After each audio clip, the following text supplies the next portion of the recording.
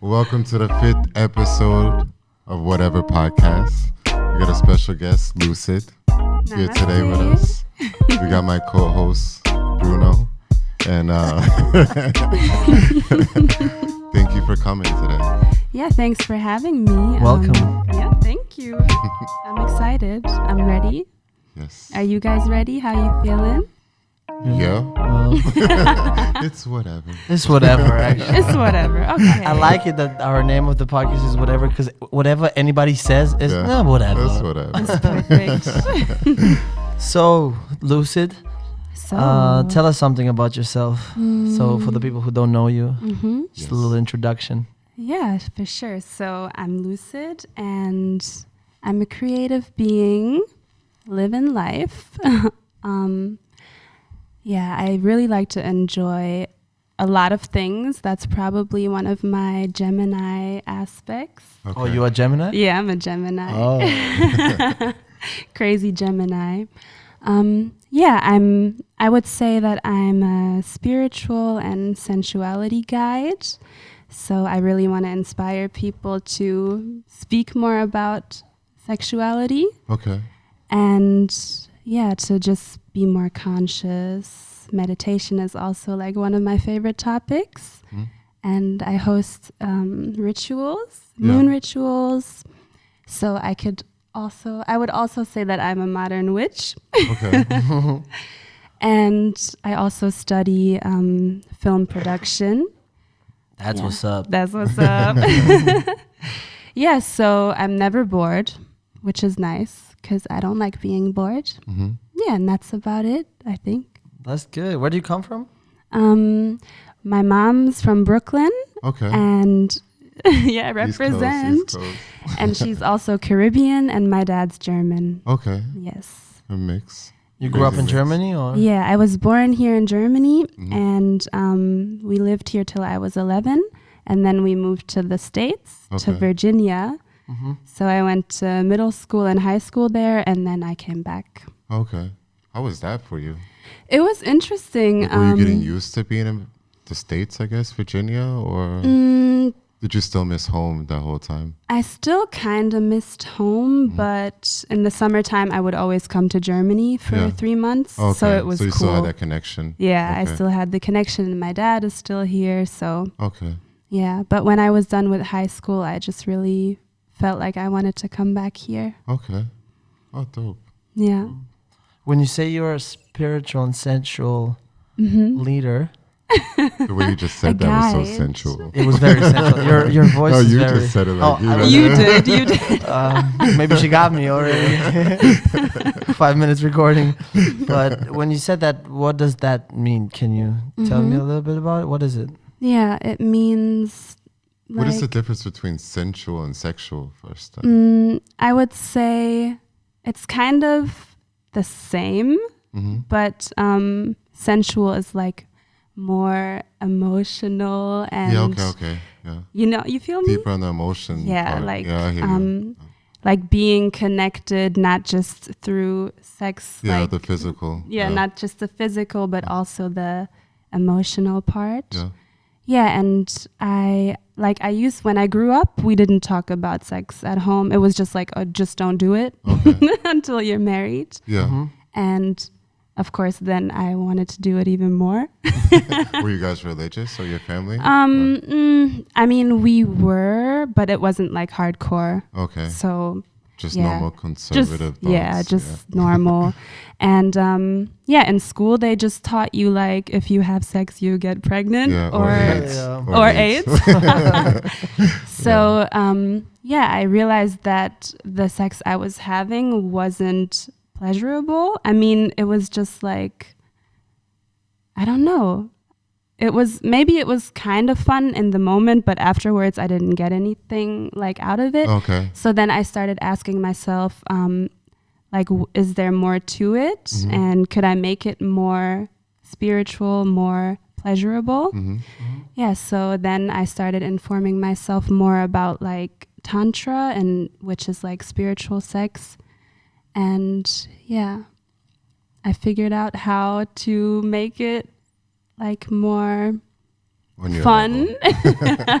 Explain Yeah. Tantra sex to me. I mean, I know about it. Tantric but like explain, sex? Yeah, explain. It to me. Okay. Because when you say like spiritual, I thought I knew what it is, but when I hear you talk about it, then I'm actually thinking it has something to do with actually maybe even touching each other in that moment. That is so. Tantra And I sex. always got the perception, like from movies or whatever it was, that like it was all about 12 hours of straight, you know, connection. Connection in a physical form, and not a connection and like a spiritual, you know, I am you type thing. And okay, but yeah. Yeah.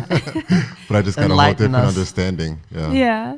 Yeah. So, I mean, what you just explained about Tantra is basically a part of it, definitely. And Yes, okay. Tantra isn't just sex. Yeah. So it's basically like yoga. It's just like the way you live your life. So Okay. Tantra is all about pleasure. You can even feel pleasure eating a juicy peach or something Okay. like that.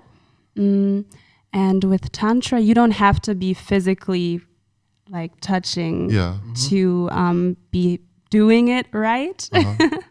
So there's like a practice called eye gazing, and it's really intense. So you just sit across from your partner, and then you just look into each other's eyes for a really long time and meditate.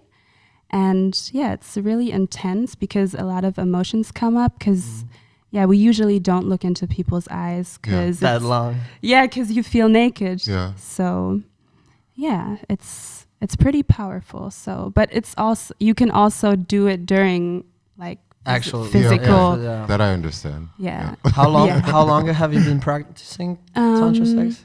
I would say, And is it always Tantra sex with you? Or? Like you have to learn first. I would say I've been practicing for about 4 years or longer. I don't know. I'm not so good with time. Yeah, and it doesn't necessarily mean that the partner has to be like totally into it as well. Of course, it's good if they're conscious about it, but if I'm like breathing slowly and in the moment, then I'm already practicing tantric sex, you know? But of course, I would want my partner to be conscious. Because then it would as be well. more of a connection, right? Exactly. Yeah. Yeah. Yeah. But you don't need a partner to practice tantra. Okay. So that means that you can even like get off per se, like on just helping somebody. Yeah, right? definitely. If that's what makes you happy, or if it's like you said, drinking juice or working out, that you can have that kind of connection. I guess go that deep with it, and every day, every part of your life. Definitely. Like just be conscious and mindful, and like, because we think about like the past so much, or we think about the future, but it's very seldom that we're just present in the moment. Yes, that's true. So that's also like a tantric principle, just to be present and feel everything. And yeah, so I wonder if I've like subconsciously been doing that all my life. yeah, you might. Because I've always been about living life and being in the moment. And I feel like there's moments in my life when everything is too much and everything is already planned for me. And I don't like that. Like, I just want to be freer from like the whole appointments and doing this. And I don't know. And when it comes to that situation, then I just don't feel right. I think like lately it's been like that again. I feel like it has something to do with like the stress from everybody else. Definitely. And I always feel that anyway. And then I feel like I had to like rush to get everything done. And then I'm realizing like 10 days I've been just running from one thing to the next. And I just need to be in the moment. I feel my happiest when I just don't really care like about a week from now or 2 days from now. Like, I need to be in today, right now. Yeah, you already know. Yeah, so that's good to hear. Yeah. So I guess I'm a tantric king, like a yeah. guru. You are. You're a tantric god. Whatever you want to hear. Say. Have you guys ever experienced like a spiritual feeling during sex? Yeah. Yes. I tried with my ex Tantra sex. Ooh, what did you like? what did it look like? Well, it looked like staring at each other first for a very long time. Yeah. But I don't know if we did it correctly. I don't know. She just came up one day like, yo, I have this one thing we should try. Nice. And I like trying stuff, so I was like, okay, let's do it. Then she told me we gotta sit and stare at each other. Then I was like, you know what? But we tried it. It was weird. It was definitely a lot of emotions came up, you know, and it was very. Did you cry? No. Oh, okay. No. But it was very emotional, but not towards like that type of. It was just you felt it. It was like, like you said, you feel naked. Definitely. You probably were naked. Yeah, I mean, yeah. What do you mean different? We started naked? off not naked. We started off not naked. We weren't naked at the beginning. But you do feel different type of naked. You really feel naked. You know what I mean? Weißt du, was ich meine? But yeah, I just did once. Yeah. But it sounds interesting. Lately, all this spiritual thing, and if you can combine it with sex, that sounds even more interesting. Yeah, definitely. And I mean, sex is really spiritual if you think about it. So that's interesting. Have you had a lot of relationships and experiences with Tantra sex, like with different people, or? I would say the last 2 relationships we actually tried to practice. The first time I was like really into it, and I was like, hey, let's practice this because we got a book together about Tantra. And yeah, he wasn't really into it. I mean, he didn't take the time to actually sit down with me and practice. Okay. So I just kept informing myself about it. And like I said, just doing practices by myself. You can also integrate it into your self-pleasure routine. So, and the most recent relationship, we actually went to a workshop and yeah, we did practice more. Yeah, but I think I was kind of the one that would always be like, hey, do you want to do a session? Yeah, and then I didn't feel like doing that all the time, so because it's so intense. I guess it takes a lot out of you afterwards also, doesn't it? It does, but it can also give you a lot, so it's just the intention you put into it. Okay. It's crazy. A lot of stuff we've been talking about lately, Bruno, is like opening up your spirit, your soul, and like the last one. Okay, now with Isabel, but with Doctor. Dr. Andy was No, I thought about what you sent me. You sent me the other day the text. He sent me the other day the text, voice text. He's like, "Yo, bro, I've been thinking, you know, what you've been talking, like you want this and you want that in life, and now I realize you starting to get these things with." All these things happening lately. Manifesting. And I realized, so I learned about manifesting. Manifesting. I learned about it, like actually that I really know what it is not long ago, like maybe 4 or 5 years ago, right? Okay. However, and then I tried it. Like really, I was like, okay, I'm a manifest. Yeah. But I realized I couldn't do it, and then I went back. I talked to my moms and some other people, and then I realized that actually, I manifested my whole life, Beautiful. right? Without even because I was like definition of manifesting. Manifestation. Manifestation. You got it. But by the definition, I was actually doing it without even knowing it. It was just like fun, you know? Like for me, still to this day, the best thing ever is like go to sleep and just like put a dream in my head. It's like, okay, I'm going to think about this. You don't even have to do it when you sleep. Yeah, I know. Also, but this is what I used to do as a kid, you know, and then me being in Germany, everything was manifested. But when I tried it, when I learned about manifestation, and when I started trying some techniques, it didn't work. Like I really felt nah. Okay. And then as soon as I left it, I realized that sometimes subconsciously I just do it. Yeah. I just do it.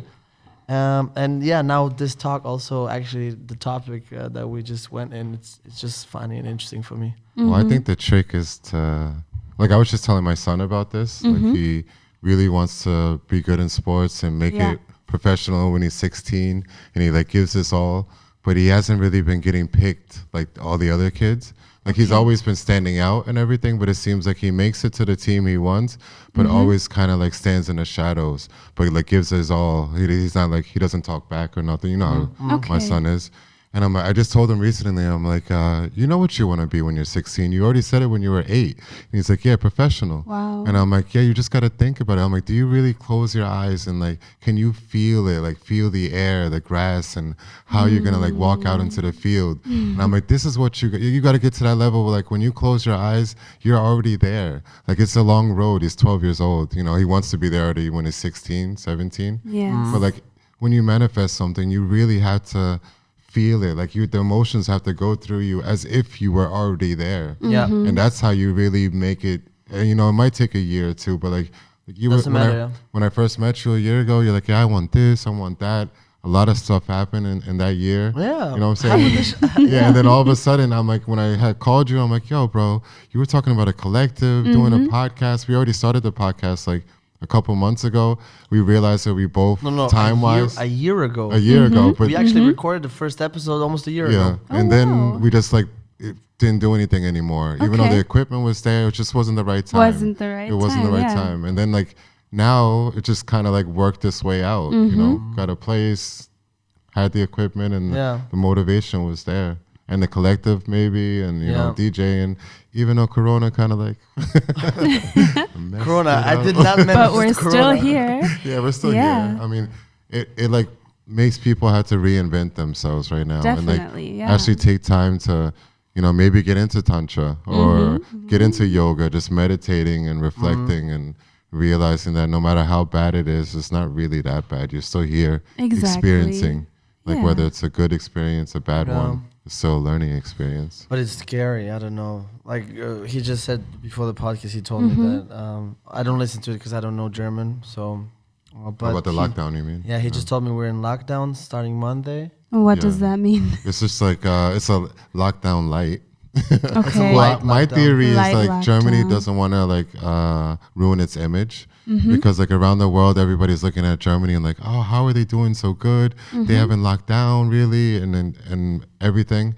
And then now they're doing lockdown light, which means restaurants are closed, hair places, nails. Like when it was at the beginning. Yeah, but now everything is closed and like kiosks, no alcohol, all that stuff on the streets. All the fun stuff. Is there a curfew? Not yet. No, but that's the next level after. That's why they call it lockdown light.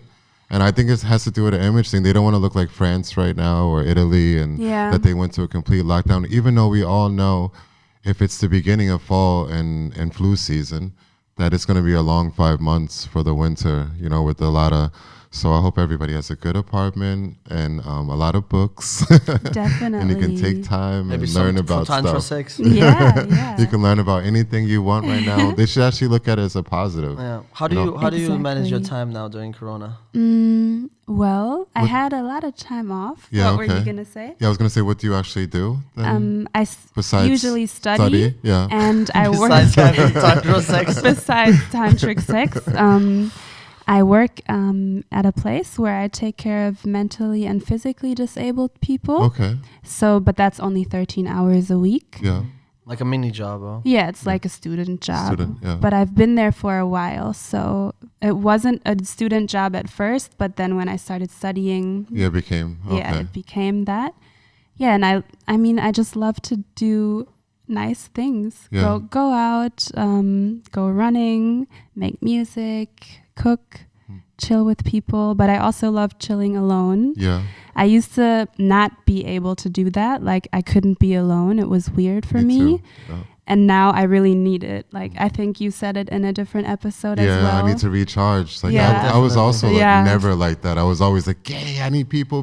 Yeah. And now I'm like, reset. Yeah. Yes. I need to reset. Definitely. Yeah. It wears on you. It really does. It does. It takes your energy. And only when your cup's filled, you can give to others, you know? True. Yeah. True. Yeah. Yeah, but especially like transitioning now from summer to fall, I feel it because I'm really like a summer Me too. person. And then I try to make like my house more cozy. Like I light candles and I make it like cuddly and warm. And I just do things that are fun so I don't slip into like a depression. A mini depression in the wintertime, the winter blues. That's smart. Yeah. So what kind of things would you do to not slip in? Well, I would do music. I would write music, sing, dance, of course, self-pleasure. And self-pleasure doesn't always have to do with sex. Yeah. You can also just give yourself a nice massage, some oils. Or a bath. Yeah, or a bath. Bath would be nice. Yeah, I have a shower at the house. Oh, you don't have a bathtub? I have a nice big bath. Yeah, I know. You guys can take a bath at your house. We can take it together, but no. Yeah, but sexual self-pleasure is also important. Definitely. Yeah. So what do you like to do to not slip into depression mode? Well, I'm figuring it out right now. I was about to say he's always in depression. Yeah. It's the other way around. I'm figuring it out. I'm struggling right now mentally to I'm trying to get as much. With me, it's like a vicious circle, never ends. Either I have nothing to do and then I slip in, and I'm at my worst. If I have nothing to do, I'm dead. Like I'm terrible. But then the problem is, the more I put, then the more it is, then it becomes a chaos and it's not controllable. And what I'm currently right now in the phase, I'm trying to find a balance where I can, control it, but still put enough so I don't slip in. So I have like maybe, I don't know, if in a month I have maybe a day, 2, 3 that I slip in. Yeah. Which is not that I don't have nothing to do, but it's nothing like, like it's just some couple of emails or this or that, but then you're like, it's not like a project that you really have to work on. But right now I have a problem. I put so much shit on myself right now that it's a little bit overwhelming right now. But so like, I'm still trying to find a balance. But like, I guess like you also said, like I'm doing a lot of music, focusing on that really a lot. I'm practicing. I just got myself a drum kit, so I'm just practicing drumming. Nice. Yeah. Neighbors. Yeah, neighbors. No, I have from my friend Chi. She borrowed me the those drum pads. Yeah, electrical drums. Yeah, and I'm just practicing like just the basics. I already can play like.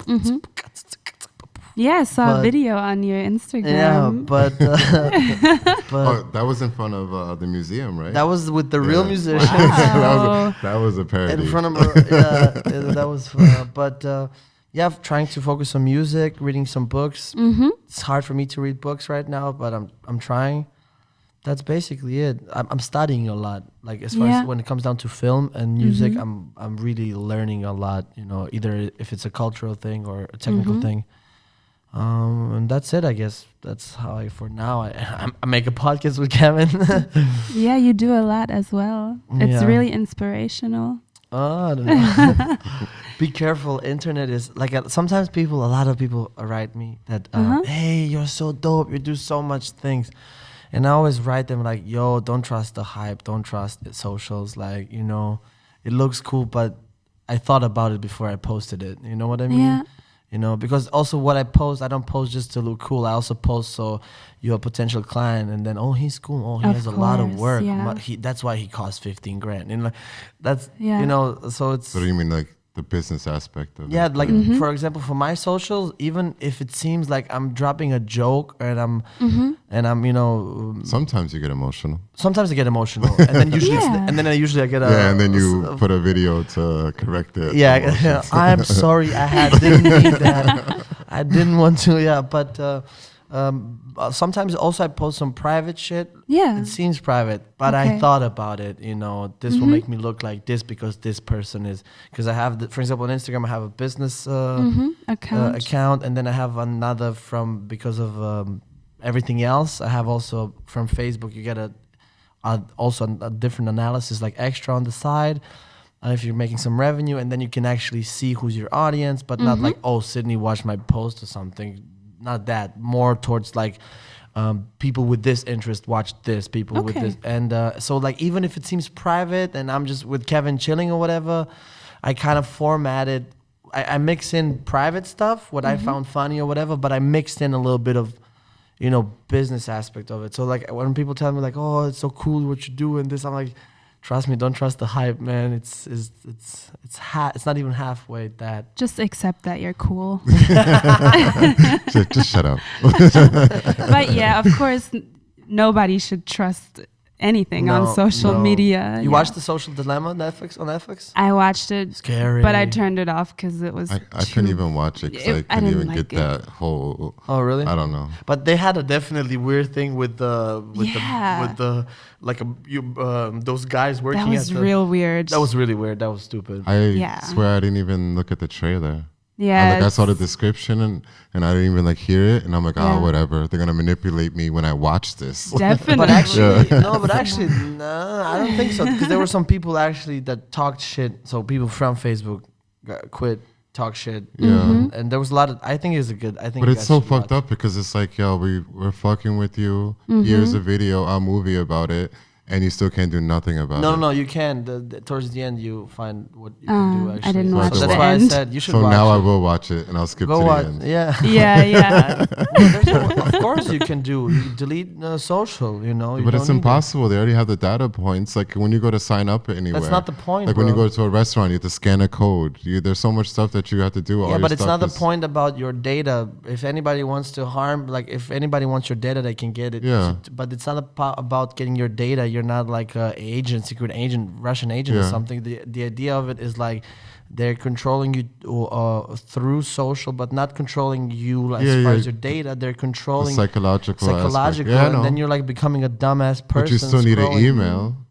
Yeah, but so I need to go into the internet and like log into my email, and I see like already the email's ads. cool. We're talking about socials. Most of the times we're talking about socials. Yeah. But they still Instagram. give you email, like no email, no emails from other companies. There's ads there. That's why they separated in Google now. Like the whole time. Yeah, but social there's media, the ads but one, and the normal. I think it goes deeper. Like it goes like watch the thing. But I know what it's about. It's like manipulating you through stuff like what you put into YouTube and what you're actually wanting to search. It's not going to actually show you that. It's going to show you what makes you mad. Yeah, I get the whole concept. It's been like that for I don't know how long. So I don't know. I don't know, but like in general, the documentary, I think it's really good, and I think you guys should watch it if you want. However, what are you doing, Kevin? Yeah, what are you doing? I know I'm gonna take this chocolate. Yeah, it's you pretty better. Good. Where'd you get it? It's vegan. Oh. It's from Lindt. You know that German. Yeah, of course, the best. Yeah, the best. So Americans don't know. But you think it's hype? a friend gave it to me. You think it's hype? Like over the chocolate? Lindt or vegan chocolate? Like if I put like a blindfold on you guys and I put Lindt in front of you and like would I know? I wouldn't know. Kit Kat. Oh, I would know if it's Kit Kat. Whoa, I would Kit know. Kat, that was a stupid example. That was a stupid example. I don't like I can't Kit even Kat. like. But I know compare. what you mean. Would you like realize that it's Lindt? No, No. Probably I don't not, eat right? it that much. No, But doesn't feel like vegan chocolate, to be honest. it doesn't. Right? It's But that's good, right? pretty good. Yeah. Yeah. I don't know. Lately, I like vegan stuff. Yeah, definitely. Hipster.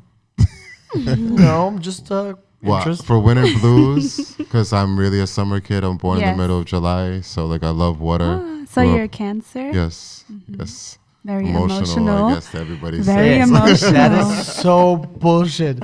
Listen to this. Like whatever happened, like I went through with Kevin through a lot. Like his ups and downs, my ups and downs, like our ups and downs. Like we went through different things, right? Every single time, whatever happened, good or bad, his reaction was like, "Cool, bro. Yeah, that's cool. Yeah, cool. I'm chill. I'm good." I just don't like to overreact when Yeah. I know stuff is going bad, and I'm not saying I'm perfect, and like I have my bad moments, and I'll cry, I'll yell for that moment, but I really calm down really quick, Good. and I just put myself at a level where I just don't let it affect me. And you As don't let it much. affect other. That's Yeah, what and I don't love like to about you. let people be affected by because I'm really, really, really affected by other people's Yes. moods and and I don't mind taking it on, but I feel how it burdens Affects you, me, affects me, and like my whole even health sometimes because I just don't mind taking other people's problems on, even though I know I have a lot myself. So that's why I just stay at a constant middle. Yeah. That's what I love about you. Balance. Yeah, I just really love that balance. about you. Yeah. And you really inspire me, motivate me. Every time you're so cool, you're so calm. You always look at it from different just perspectives. always a positive. Like it's always gonna work out. Like no matter the ride. And sometimes the rocky ride is dope. And a lot of times I freak out for a situation, which sometimes it is to be freak out. And then I hear, for example, we had a situation last week, right? And I freaked out. I really freaked out. I was really, it created a really serious effect on me. Yes. And I was really shocked. And then I contacted him, and he did not sound one bit worried. And just by him not sounding super worried, you know, he was normally, but not like, he was not nowhere near close to me. I was there, you know? Yeah. And when you sounded so cool, I mean, you know, compared to me, it made me feel like calmer, like, okay, if Kevin's like cooler, then okay, I get, you know, like it made me, and also it made me realize how much I put this drama on this topic or whatever, you know what I mean? You put the energy on it, which makes it even go. Because if I would have answered the phone and been like, yo, you're right, and it had to match your energy, then we would have never actually came to like a conclusion. We would have just been like, oh, hysteric, and like, I don't know. So we're all running around and then forgetting what the problem was.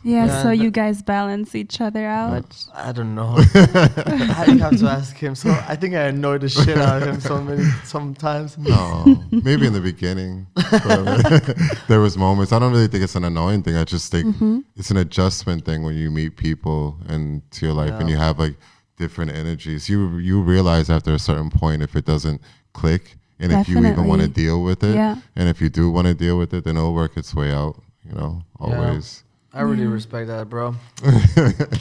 So, Bruni, it seems like you're very emotional as well. I'm a little bitch. I'm very but emotional. I love how truthful he is. He always says, like, I'm a little bitch. Like, I get sick and like, yo, you're right. He's like, I'm coughing. I don't know. I've been looking on Google all day. And it says I got cancer of my balls. I'm like, what?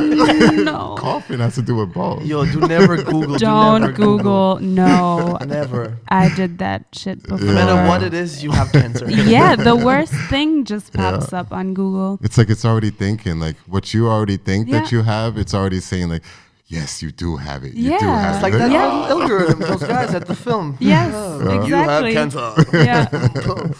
Crazy. But but I have respect for you, bro.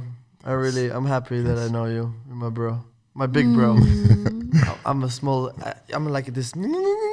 He's like, bro, chill. But enough about us. No, really, my winter blues. Yeah, your winter blues practice. I used to have a problem with that, and I used to just stay busy. And, you know, I play ball. Now I play music, but back then it was just basketball, dancing, and just going to chill with people. Yes. But now my winter blues, and I'm really happy, is if I just do nothing. Like I literally do nothing and don't even have to look at my phone. And like I turn it off, put it on airplane mode. You know, for those who know me, sometimes I do go missing for like a day or two. But it's not I'm missing. I'm in my zone. You know, like I need to chill. But what do you mean when you don't do anything? Yeah, I mean like literally. Like you stare at the wall? Like I might put on, like I don't watch TV or anything, but I might put on Netflix just for the background noise. Not even like I'm muted. I just for some reason something's happening. Yeah, something is happening, and that is for me like an action. Okay. But like literally sitting there on my window or laying in my bed and like not wanting to go to sleep, but maybe even drifting off. That is just so free. I don't know. That's like for me. That's my you know. And I use anyway all the daylight, so like in the winter, so it's like here, like 4:30 starts to get dark. So, I mean, that's it. I really don't. I'm happy with just doing nothing because I'm always busy. Yeah, of course you need to reset. I'm always on the run. It's powerful, like being okay with doing nothing because we're so programmed to constantly be always doing something. Doing something. Yeah. What were you gonna ask? What was I gonna ask? Yes. Yeah, because I was like, we started talking about us. I was like, so enough about us. No, but you know what? I have a question. Like, you do the moon rituals. Yes. You were saying. So what is that? Because when I when I think about the moon rituals or I see the pictures and I see... It freaked me out, to be honest. I invited you. Yes, but like if you see a lot of women, right? And then you're thinking like you said in the beginning, you're like, I'm a modern day witch. And so then you're like 2-3 men go up to the moon ritual and you're like, oh. You might start to think something like, are they going to, I don't know. Okay, so what we do there is basically manifesting together. Okay. And tarot readings. What else? We do different practices, so it's never just the same thing over and over. Okay. And there's also men there. Okay. So but I haven't seen men. There's like, since the last 2 rituals, my brother has brought more men into the circle. So it's not a women only thing. And I host the rituals with my soul sister. Okay. Jay is also her name, aka Katarina. And yeah, it's like kind of like a self-help circle in a way. Is it like a big circle then, or is it? Yeah, we have a limit circles? to 13 people. So including men and women. Men and women, any gender. Oh, for the whole event is 13 that's people. Not a lot. Okay, that's okay. I could that's do it. like a small circle. I could do 12 women. Yeah. I could do that. Oh yeah. I would. I meant survive. Yeah. I could also maybe, I don't know. I'll come to the next session. Yeah, just come. Just check it out, you know. You never know. And we use the new moon energies to manifest like new things into our lives, to like start new projects, because it's like a new beginning. And the full moon we use to let go of things that aren't serving us. Okay. And we do it in form of a ritual. So it's a sacred space and it's a safe space for everyone. And you can share things that are on your mind if you want. Nobody has to share anything. And then we maybe work with fire to let go of something that's no longer serving us, or we work with soil and planting new seeds, like as a symbol for this ritual. Okay. So ritual is just something to make your life more magical and to give more meaning to something. I mean, we all do rituals daily, like brushing our teeth, but we're probably not doing them consciously. Yeah. Yeah, and our ancestors used to use the rituals for like special occasions and stuff like that. So yeah, and it's always really nice, and it's always different because the vibes of the people there are always different, but it always feels really freeing. What's the number about the 13? Why 13? It's just, we like that number a lot for some reason. I thought it meant something with the ritual, and that it like brought maybe something. Yeah, I know that the 13 is also a special number in the... I'm born on the 13th. Ooh, yeah, it's like a magical number. Yeah. Is it? Is it really? Yeah, check it out. You can read about it. I'm not an expert on 13, either, but I know 13 is not an unlucky number like everybody says. It's not unlucky. No way. Well, I don't know. I'm joking. Sorry. Yeah, so like I said, come to the ritual. You can come to... How often do you guys make it? Twice a month. So Twice a month. New moon and full moon. Well, I thought like when there's 2 full moons in a month, that's a blue moon, right? Yes. Is there a special ritual for that day? Yes. Like there was it's recently, on right? Saturday. It's coming this month. Yeah, bro, it's Friday. Yes. It's a Saturday, it's Halloween, it's blue moon. Yes, it's very this special. year has everything. Yeah, because it's the only month this year that has 2 full moons. Yeah. It had a full moon on the 1st of October and on the 31st. Yeah. So it's like really illuminating everyone's consciousness. And so this time we're going to do a special ritual. And we're going to be honoring our ancestors because Halloween is also known as Samhain and the like Celtic community back in the day. That's where it comes from. Yeah, that's where it comes from. And we found a ritual that they did honoring their ancestors. So we're going to do that. And yeah, it's going to be pretty magical and like, witchy. So can we come? Can I come? Yeah, you can come. Can I bring someone? Is this always outside? No. No? Because I was going to say now it's getting colder. Yeah. So When it was warm, it was outside by the fire space, but now it's at my place in the winter garden, so we still see the moon through the windows. Mm-hmm. Yeah, you can come. Can I bring someone? Yes. You actually had a +1. +1. Yes. Okay. Yeah, you can come. What's that? Do you make a official, for those who are listening?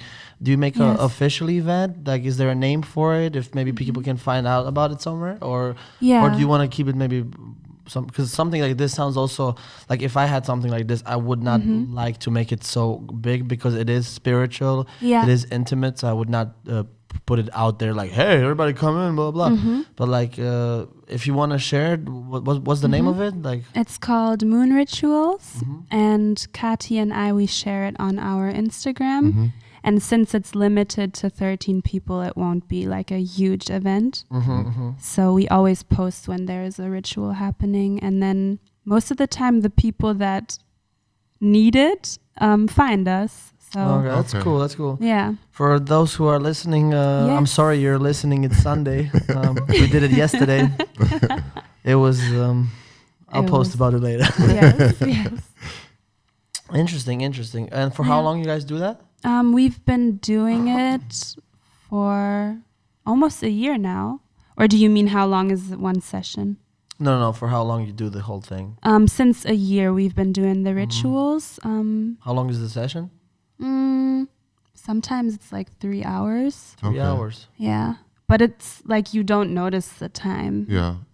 Yeah, it varies though. So 2 to 3 hours, I would say. Interesting. Yeah. And you actually had a party, because you said before in your garden. So, and tell us about the party. The first one that you had in summertime, I think it was. Yes. We did like a Space Jam festival. I saw that. Yeah. I like the photos. I like the outfits as well. Thank you. It was in July, so it was kind of after the first lockdown. Yeah. We were just talking about that. It like ended in June, and everybody was like happy. Like, finally getting out. Yes. So we did it like everyone. The motto was Space Jam, so everyone was supposed to be like spacey. Cosmic. And we had about 60 people there. Okay. And it was really nice. We decorated the space, and we had 3 DJs there. And the cops did come, but they came. Yeah, but we were able to close the garden and lock the gate, so they were just outside the gate. And then they were like, hey, can we come in and stuff? Because the neighborhood is like, the music's too loud. And we were like, nah, we can talk from here. Like, but they were really trying to get in. Like, where's your outfits? Yeah. He's like, oh, you look cool. And then one of our friends, he works for the BKA. Okay. And he knew exactly how to talk to them, because if it was just me, I would have probably been like, okay, come. Like, yeah. I was kind of tripping when they came. So I was like, what's happening? But they were really okay, and they left. They just told us to turn the music down, and we were there till the next day, like 1 p.m. Okay, and they didn't come back? No, they didn't come back. That's good. Yeah. That's nice. That's lovely. So that's going to be like a yearly thing? Definitely. Yeah, we want to definitely do it more often. Okay. Yeah. How many people fit in the garden? There would probably like 100. Oh. Yeah, probably 100. That's a nice party in like today's standards. Yeah. Yeah, it's nice. It's like open air, and everyone was really grateful to just be able to go out and dance and do whatever. Whatever it looked good. like, I just saw the photos, and it looked really interesting. It looked like people had fun, and fun type of fun. If you know what I mean. Oh, like no. Yeah, just fun. It looked like fun. Not just like, it looked great. Yeah, it was like, really fun. It was great. No, it looked really like, it looked something that I would go to. If the weather is good, the people are good. Yeah. It's summertime. What kind of music did you guys play there? We had our friend Eddie Hernandez, and he plays like, this soul like K-pop. Okay. It's like slow. K-pop? No. I was just gonna say, is that K-pop? It's like, and I guess K-pop stands for ketamine. Ketamine. Okay. Oh. Yeah. And it's like soul, like tribal, slow music, like indigenous music. So it's kind of slow and vibey. Okay. So it's really nice in the daytime. And then we had a friend, he plays acid house. And I liked it a lot. It was a really nice vibe. And after him, a friend played dark tech. That's not really my thing. And after a while, I was like, can we play house music again? Because it's like the dark tech is just so intense. No, we had a conversation. Yeah, just it's I had to take a deep intense. breath just thinking about it. It's crazy. But people enjoy it, so. Yeah, I mean, but like, I don't understand. Yeah. How do you enjoy just? Well, I was told last time I shouldn't talk too much about techno because Frankfurt is like the, birthplace of tech. No, not the birthplace. It's Detroit, but they really love it here. Yeah, that's interesting. But wait, you mentioned your brother. Yes, my brother. Which I, for a very long time, thought it was your boyfriend. J. Damn right is my brother. Yeah. Yeah. And is he your brother, or like blood?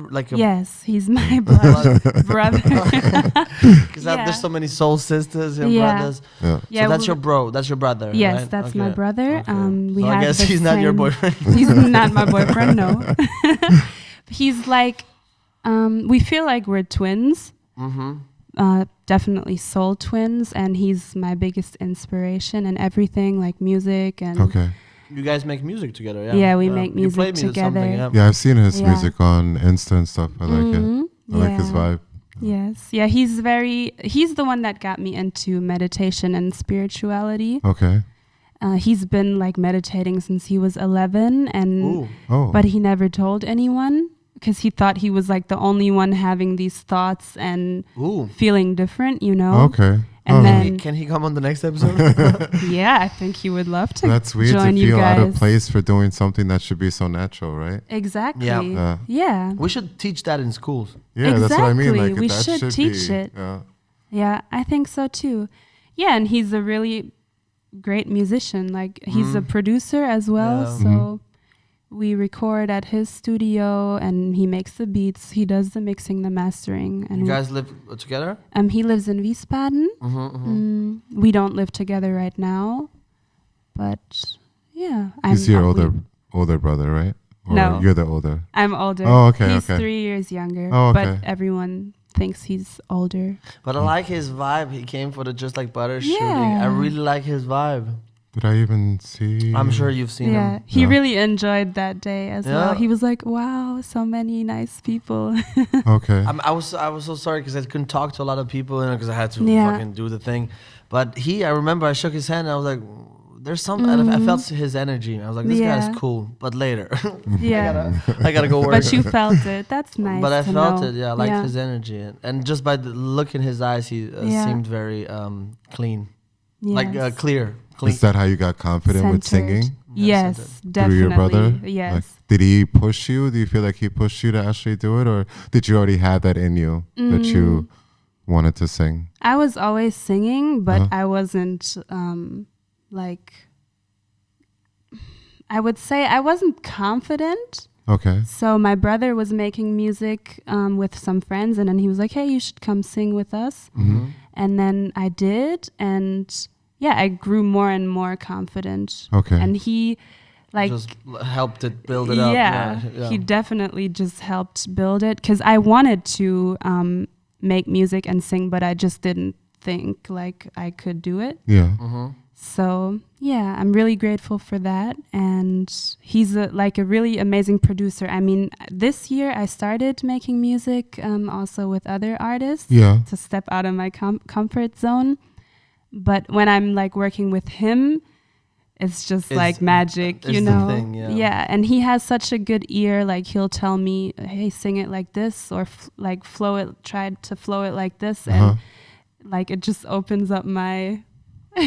hold up. Everything. Yeah. So but that's good that you have that. A lot of artists, they don't have this when you give them advice or you just, not even advice, just hey, just try it. You know, they're like... yeah. oh, you're trying to say you don't know. Oh, you mean when somebody try to critique you? And stuff, no, like for example, I had experiences when I was like, hey, can you? I'm no singer, but I just said, hey, can you try it like this with this flow? And then they give you this like, oh, you're trying to say that I don't want that I don't know what I'm doing. And I'm like, no, bitch, I just asked you to try it the other way. You know, that's it. That's all I just try it. Just gotta stay open. Yeah. Definitely. But that's good that you have that because a lot of people don't have that, I think. Are you looking to make it more of a career?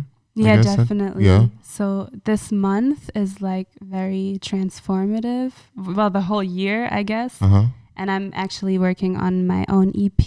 Oh, okay. Because yes. That's dope. Congratulations. Because I was always doing features, you know, and I just felt like I want to do my own stuff. You know, and I want people to be featured on my EP. Yeah, okay. Hell yeah, man. You know, that's what I want, and that's so you're what writing all get. your songs. Yes. Or, yeah, okay, yes, that's even better. After we stop recording, you're gonna play something. Yeah, I'll play you something when we're done. I'd love to hear that. Yeah. Yeah.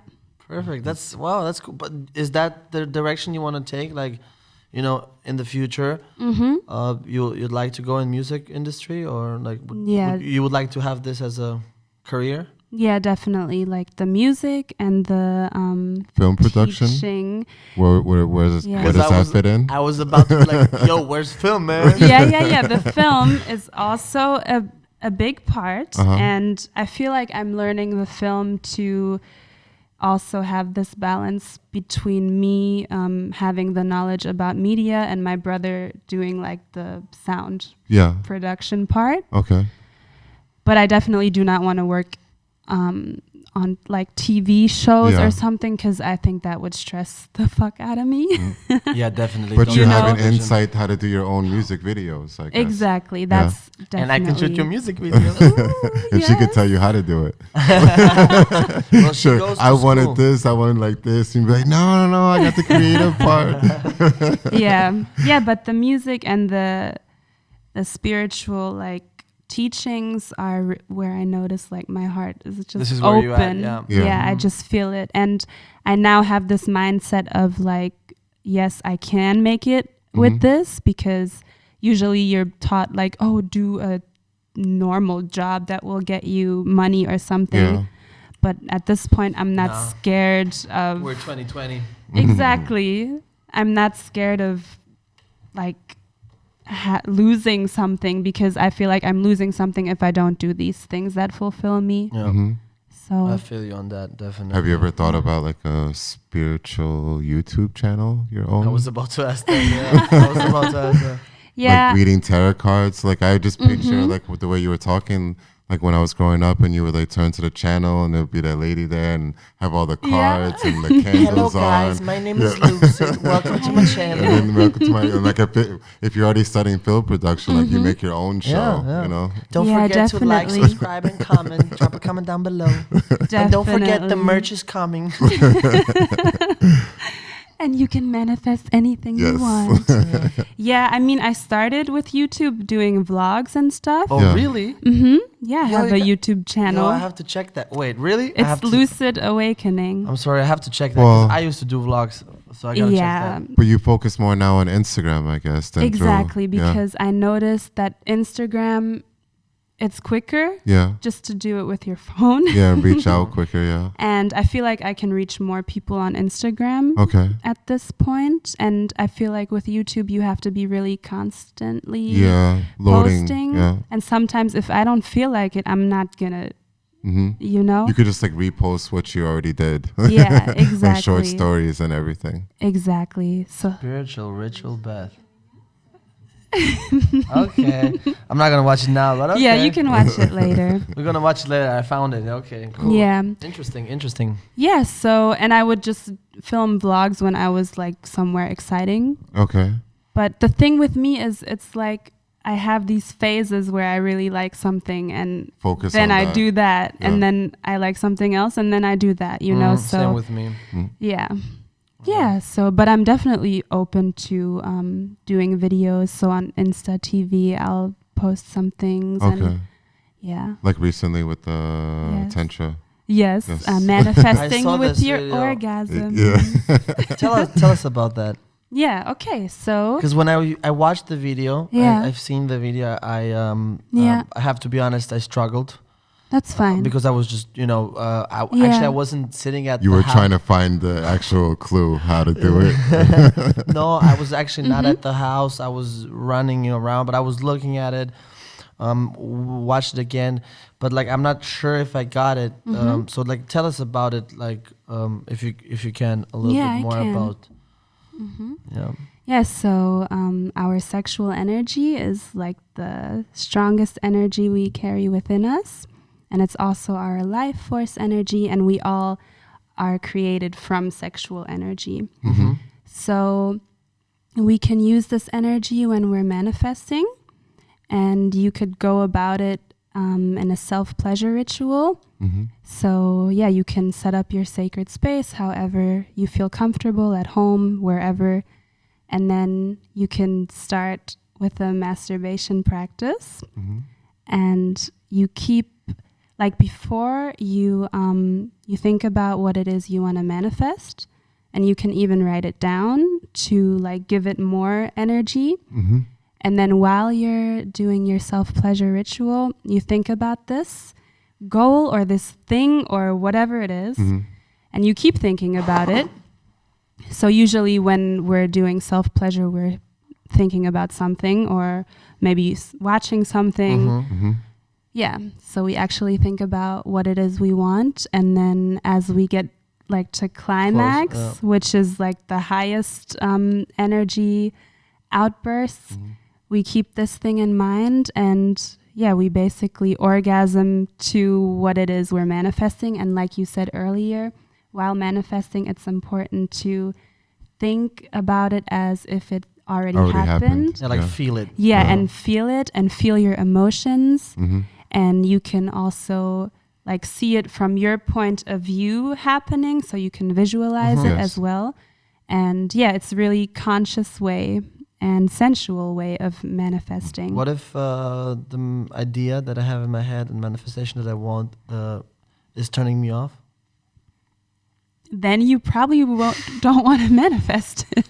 No, but you know those movie scenes when people are like jerking off or something, and then right we're about to like orgasm, then their mom comes in, and then they see their mom or something, and then they jizzed all over it, and then they have this picture, and it's traumatizing or whatever, you know those cliche stories. So if masturbating is like giving you a weird feeling. No. No, I think when his mom walking in on him masturbating, it's gonna give him a weird feeling.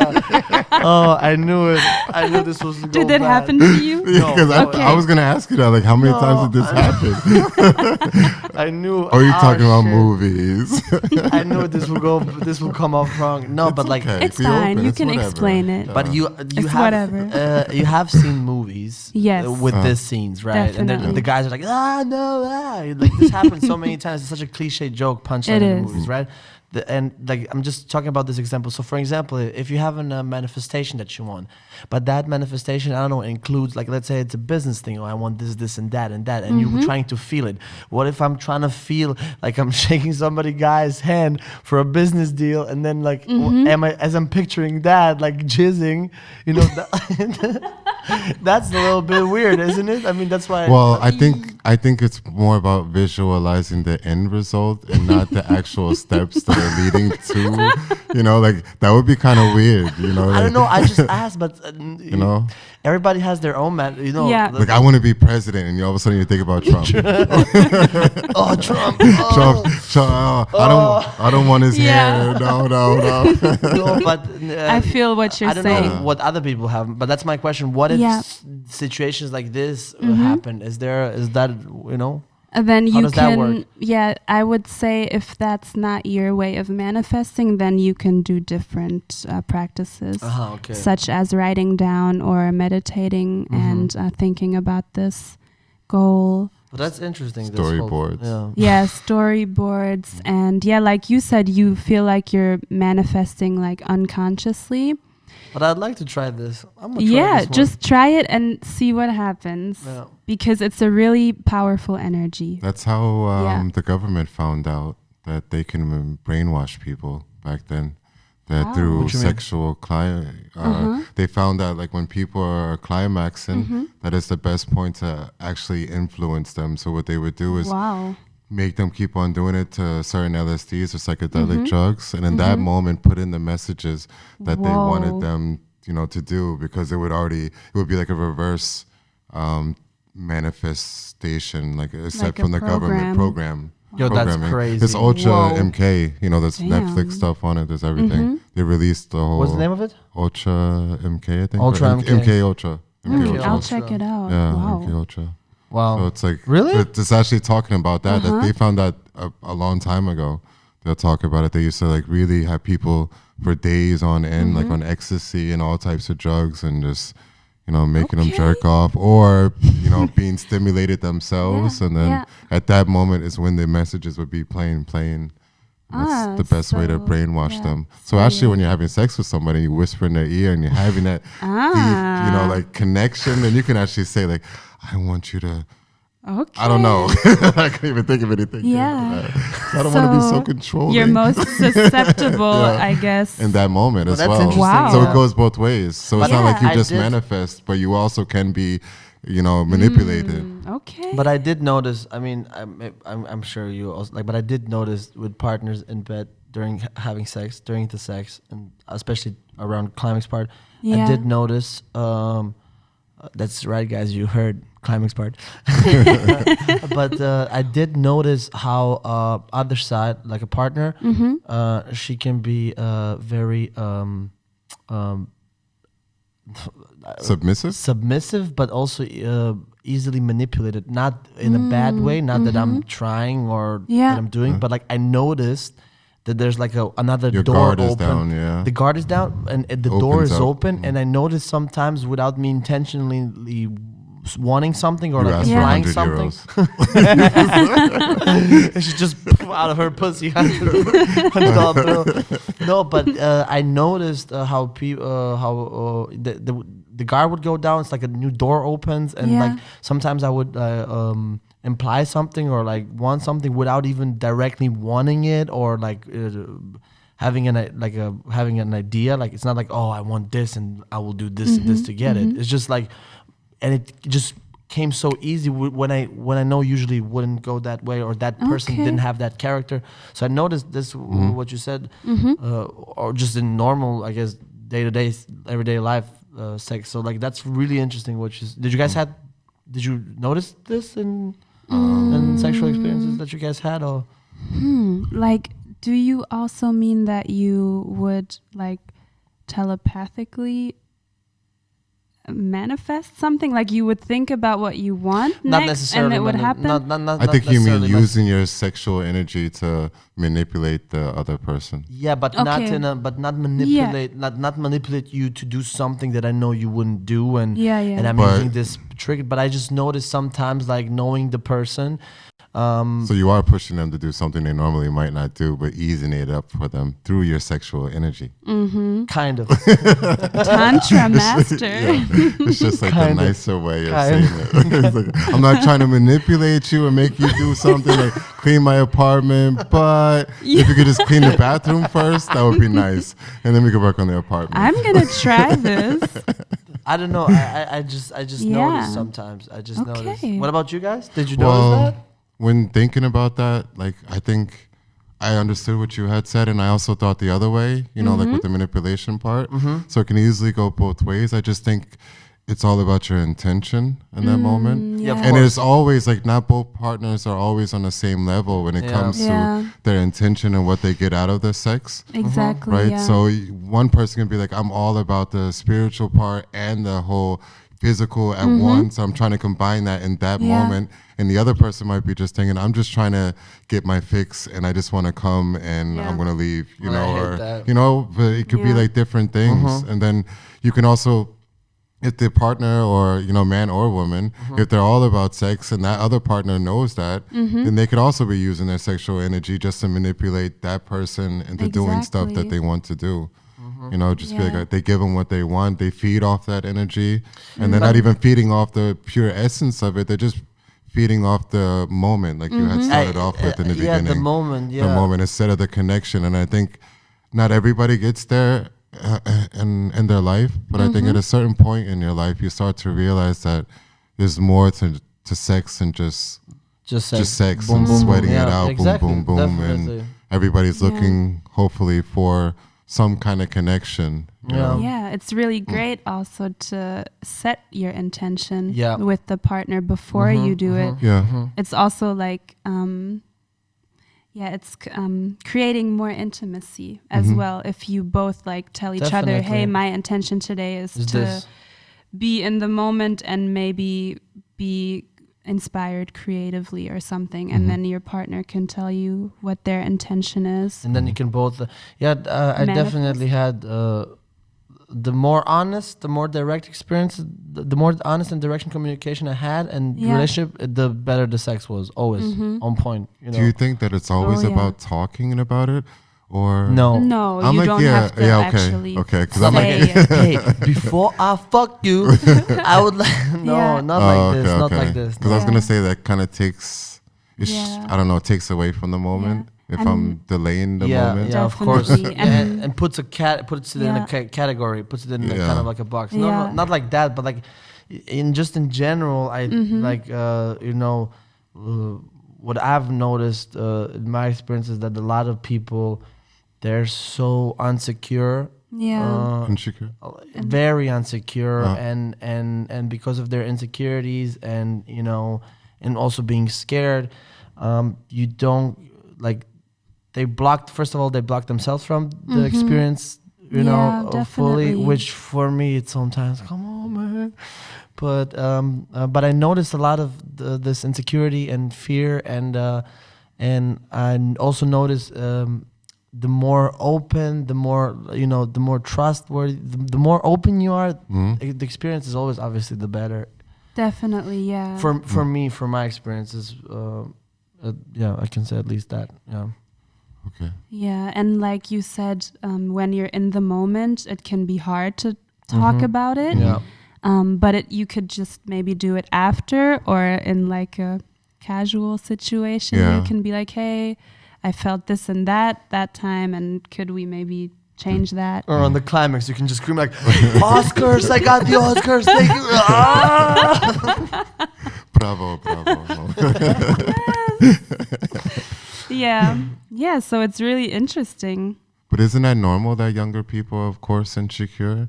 I mean, Of like, course. you're coming from a household that you never know Yeah. how the culture was, how people, and like, it's Yeah, kind I not don't know. everybody's like so confident about their body, themselves, their way. personality at a young age. That's you know? like I'm 30 plus.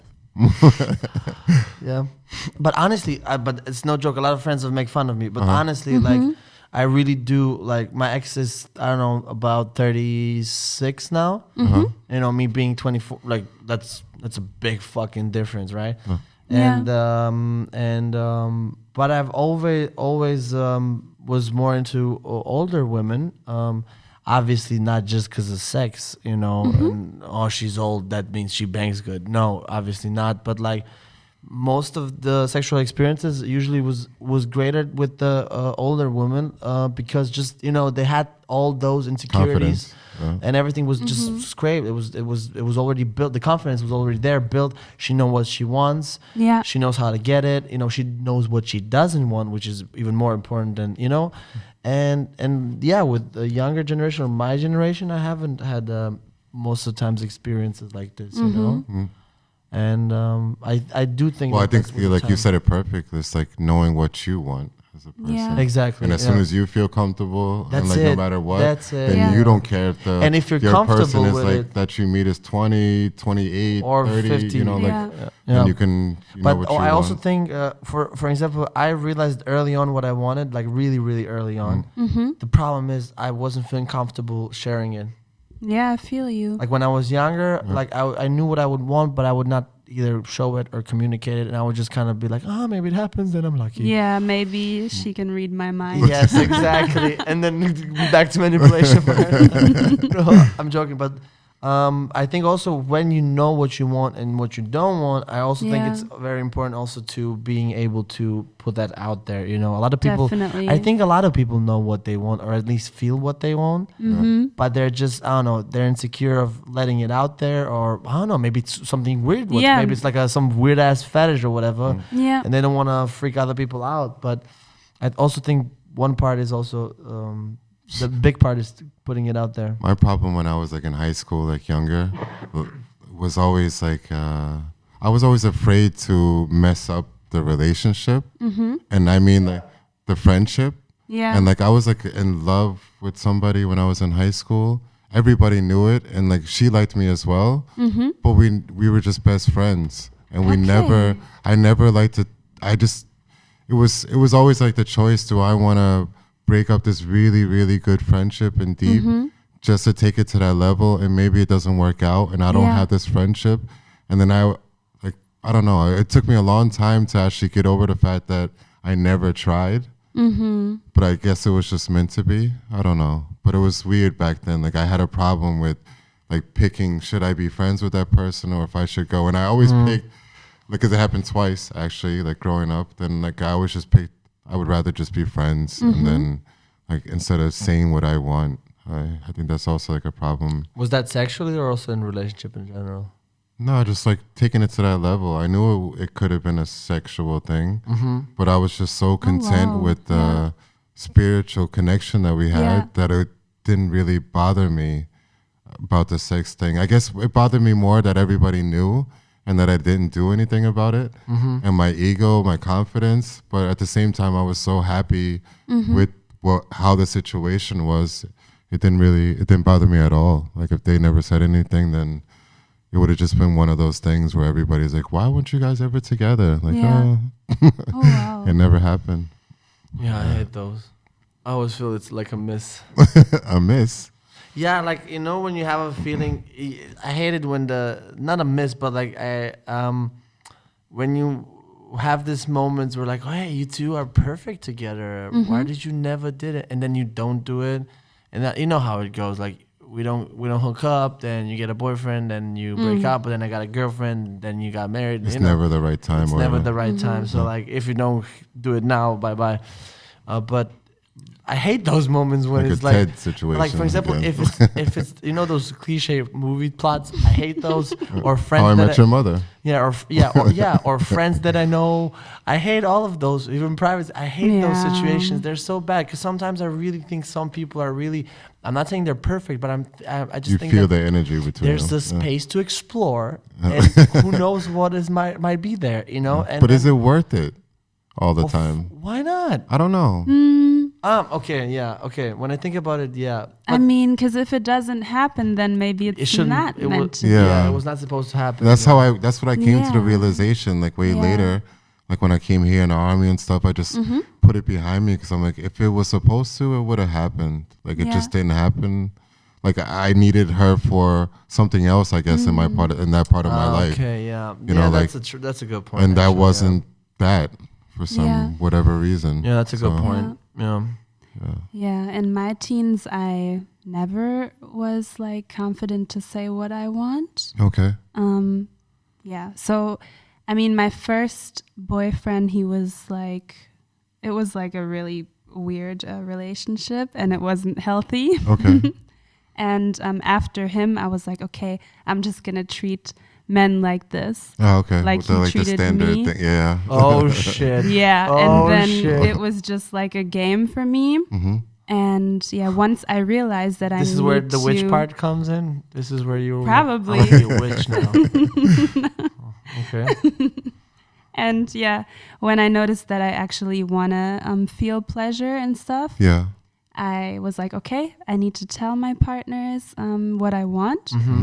But then it would be really hard for me to say it. Like it was like a block. Yeah. Like I would be laying there and I'd be thinking it, but it couldn't come. Like it didn't come out. And then once I worked on that as well, it felt really good. And most of the time, my partners were like, okay, yeah, let's do it. You know, and then I was you got like, more and more confidence. Serious? It was that easy. Yeah. What? Yeah. So I really encourage anyone just to be honest. say it. And you can say it in a sexy way or like a playful way or definitely. Or I guess just start off by saying it in situations where you're not in that situation, like you said, and just calm and just regular talk. Like, you know what? I would like to, You started like that? Okay. I was like, where can I slip this one? Slide this one in. So you want an espresso, and I was thinking. Exactly. It's a fun topic. Yeah, it is. But how do you feel about open relationships? How do you feel about that? I feel good about it. Yeah? Yeah. Okay. What does that actually mean? Is that like Jada Pinkett, Will Smith type thing where they're married and still in an open relationship? I think that's only the only one in the world. No, there's a lot of them. Like I'm joking. But they're just very open, I guess, about it. Yeah. I mean, being open for everyone is different. And I always felt like for me to be balanced in a way, I would have a woman and a man. Okay. And I just feel like it would be a really nice relationship if all three of us were also. I like that movie. Like, what's the name of that movie? What movie is it? There's a lot of movies that are like that. No. There's one called Classic. But keep on. Keep on. And I've always felt like even if I was in a relationship, I would still have crushes on other people. Okay. So, and then I started also watching documentaries on polyamory. That's like when you have multiple relationships. And open relationship is when you have one main relationship and then you have like other partners. Yeah, it's just open for discussion, I guess. Like you're not monogamous. Okay. Okay. So, then the last 2 relationships I had, I was like, I want to try this. Yeah. And the first time I tried it, it didn't work because I actually met someone and that person knew. No, they didn't know each other. They didn't know each other, but the person I was in a relationship with only said yes to the open relationship because I wanted it, not because he wanted it. Oh, okay. It was more accepting. But he didn't say that at that time. Okay. So it became maybe a problem, I guess. Yeah, later. then it became a problem. And the most recent relationship, it didn't it was all good. It was cool. Yeah. And I just like being honest because I don't want to lie about anything. Yeah. And even if I'm in an open relationship, it doesn't always mean that I'm also dating other people. Yeah. I just like to feel free, and I just like to be open to anything, you know, and not hurt anyone while doing it. So that means he's then open for it himself and does as well. And how does the conversation work out like that? Like, does he come home and be like, "Yo, I met somebody," and do you ask like typical friend questions in that moment, or is that like a partner? You know, like from what perspective are you coming in that moment? Well, it's different for everyone. So my last relationship, he said he doesn't want to know any details. Okay. But so I could understand. But I would say, okay, I'm gonna go meet blah blah blah so and so today. Okay. Yeah, but it still didn't feel like 100% good because I still have this program in a way, monogamous, and like you sometimes you still feel like you're doing something wrong, even though it's openly communicated. And I don't know. I don't know if this person was really completely okay with it, you know, and then but definitely makes better it than harder. the first person. Better than the first. Were you okay completely with it 100%? Because you just said you still felt a little bit. I was like, I did still have like kind of some boundaries. I mean, I would meet people, but that didn't mean we would have sex. You know, it was like friendships and maybe like kissing or something like that. But because he didn't go on dates and didn't feel like it. It was like felt a little bit okay. I can understand. But do you think that he actually went on dates, but still felt so programmed that he didn't just want to tell you? No, because he's really honest about everything. Okay. Yeah, he just was like, I don't need to. Like, I don't feel the need right now to go on a date. So I guess the perfect thing for you would be if both people are doing it so you don't feel bad. Kinda, in yeah. a way. Yeah, and then only then would I know if it's also cool Something with me. for you. You know? Ah, okay, because you haven't been tested. Exactly. So you still didn't test it, basically. It's still in the testing phase. Okay. That's like pressure, I guess, for your partner then, because if they're still trying to, one side, be there for you, be with you, be accepting, and then maybe a little bit you are more for it than they are, but they're still willing to do it, and they never get as far as you or as quick as you, then you're always going to have that feeling like, I'm going a little too fast. Maybe they're not open up for it, and maybe they want to, but it's just a lot of pressure, I guess. Could be, yeah. And I mean, it's not like a competition, so it's not like, I go fuck someone and then you need to do it too. Yeah, but it could become that. It can feel like it. Yeah. It can definitely become that. And did you guys have any experience with open relationships or open relating? Well, not like you. I didn't have like you. I just I'm very direct. I tell you what's up. Yeah. I'm trying to think the whole time. Yeah. No, I've never had it definitely not like that where it's been like where I know because I never actually had a partner and said to that partner like, I want to have an open relationship. I find that I'm like I've had phases in my life where I just didn't want a partner. Yeah. So I guess that wouldn't be saying that I was open because I didn't have like an open relationship. I was just open to not be tied down. I had that. Good. I had that. Yeah, but not like actually. I don't know if I could handle that, to be honest. It's a lot. It's a lot. It's a lot to handle. And because I really put my all into a person, into the feelings, and I can understand that I might say for somebody, yes, I will try if I'm really into that person, knowing deep down inside like, oh, this is gonna be the first time that I hear like, oh, I'm going to so and so, and I'm just thinking like, oh shit, like the name. I'm googling the name real quick. Like she just said the first name David or something. I'm like David David. Who cares? Who cares? And I'm like, I'm cool with it.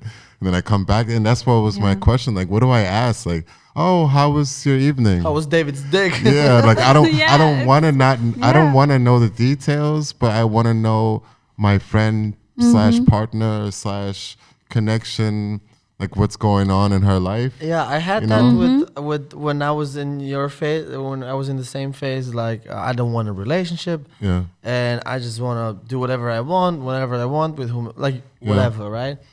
And it's always the best years, always.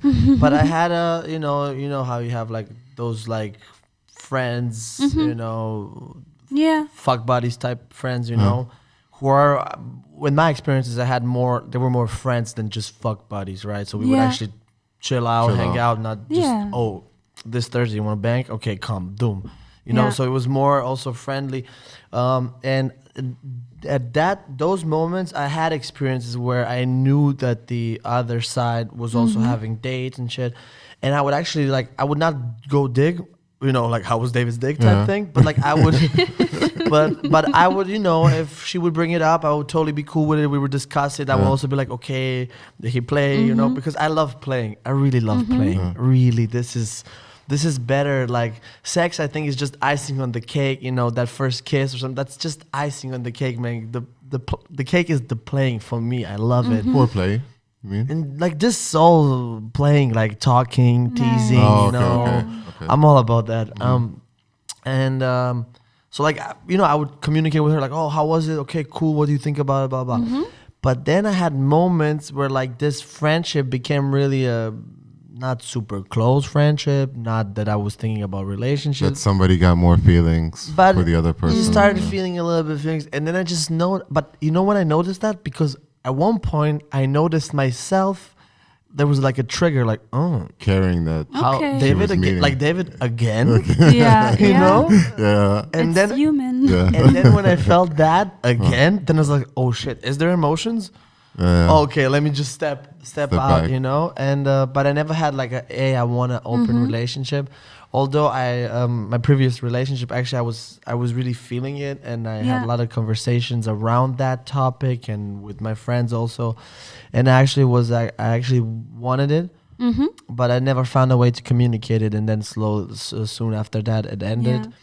But I like the idea of I like the romantic part of it, you know. But I still, like you said, I still don't think how it would play out in real life. Yeah, in real you don't know situation, till you know? it happens. Yeah. And it's also interesting for me just to see if I can like get rid of what my ego is telling me Yeah, I think it's about jealousy and stuff, because I just okay. I love to I feel you on that. See how far you can go. experience, new things and like new types of relationships, because we're told this one thing all our lives, but we can also change that. Yeah.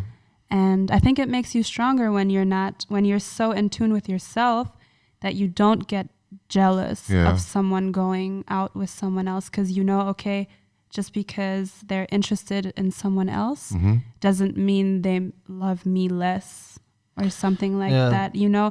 But I must say that it is a lot, and you just have to know how to like recharge your energies, because if you have multiple partners, then you're putting energy into each one. But it's like you're kind of like, if you have a main one, right? Yeah. And you're coming back home and you have that main flame. Yeah. Right? And then you have like every new person that you meet, like you said, it's not always sexual. Like matches. It's just it's whatever not it always, is. But it's like a little match. Every time. Yeah. Which actually, in a way, is like rekindling your big flame when you come back home. Exactly. It can be really sexy. I talked about with Paola with this. She told me exactly the same thing. Oh, What'd she say? She said the same thing, almost used the same analogy. Yeah, she said the same thing. Because I was like, because Paola was the one who was like, man, you need an open relationship. Because back when I would come to Paola, I was like, yo, Paola, I don't like this about my relationship. I don't like this, you know. And then Paola would be like, man, look at me. I got here one guy. Like still nobody to this day knows about Paola's relationship, but I bet like there's one in Belgium, one in France, one in Italy. Nice. And then she was like, you need an open relationship. And she used this analogy that the smaller, like you have the one main that's your partner there for you no matter what, like both sexually and spiritually and like support wise. And then you have those little matches that, you know, they help to fire the main flame that you like.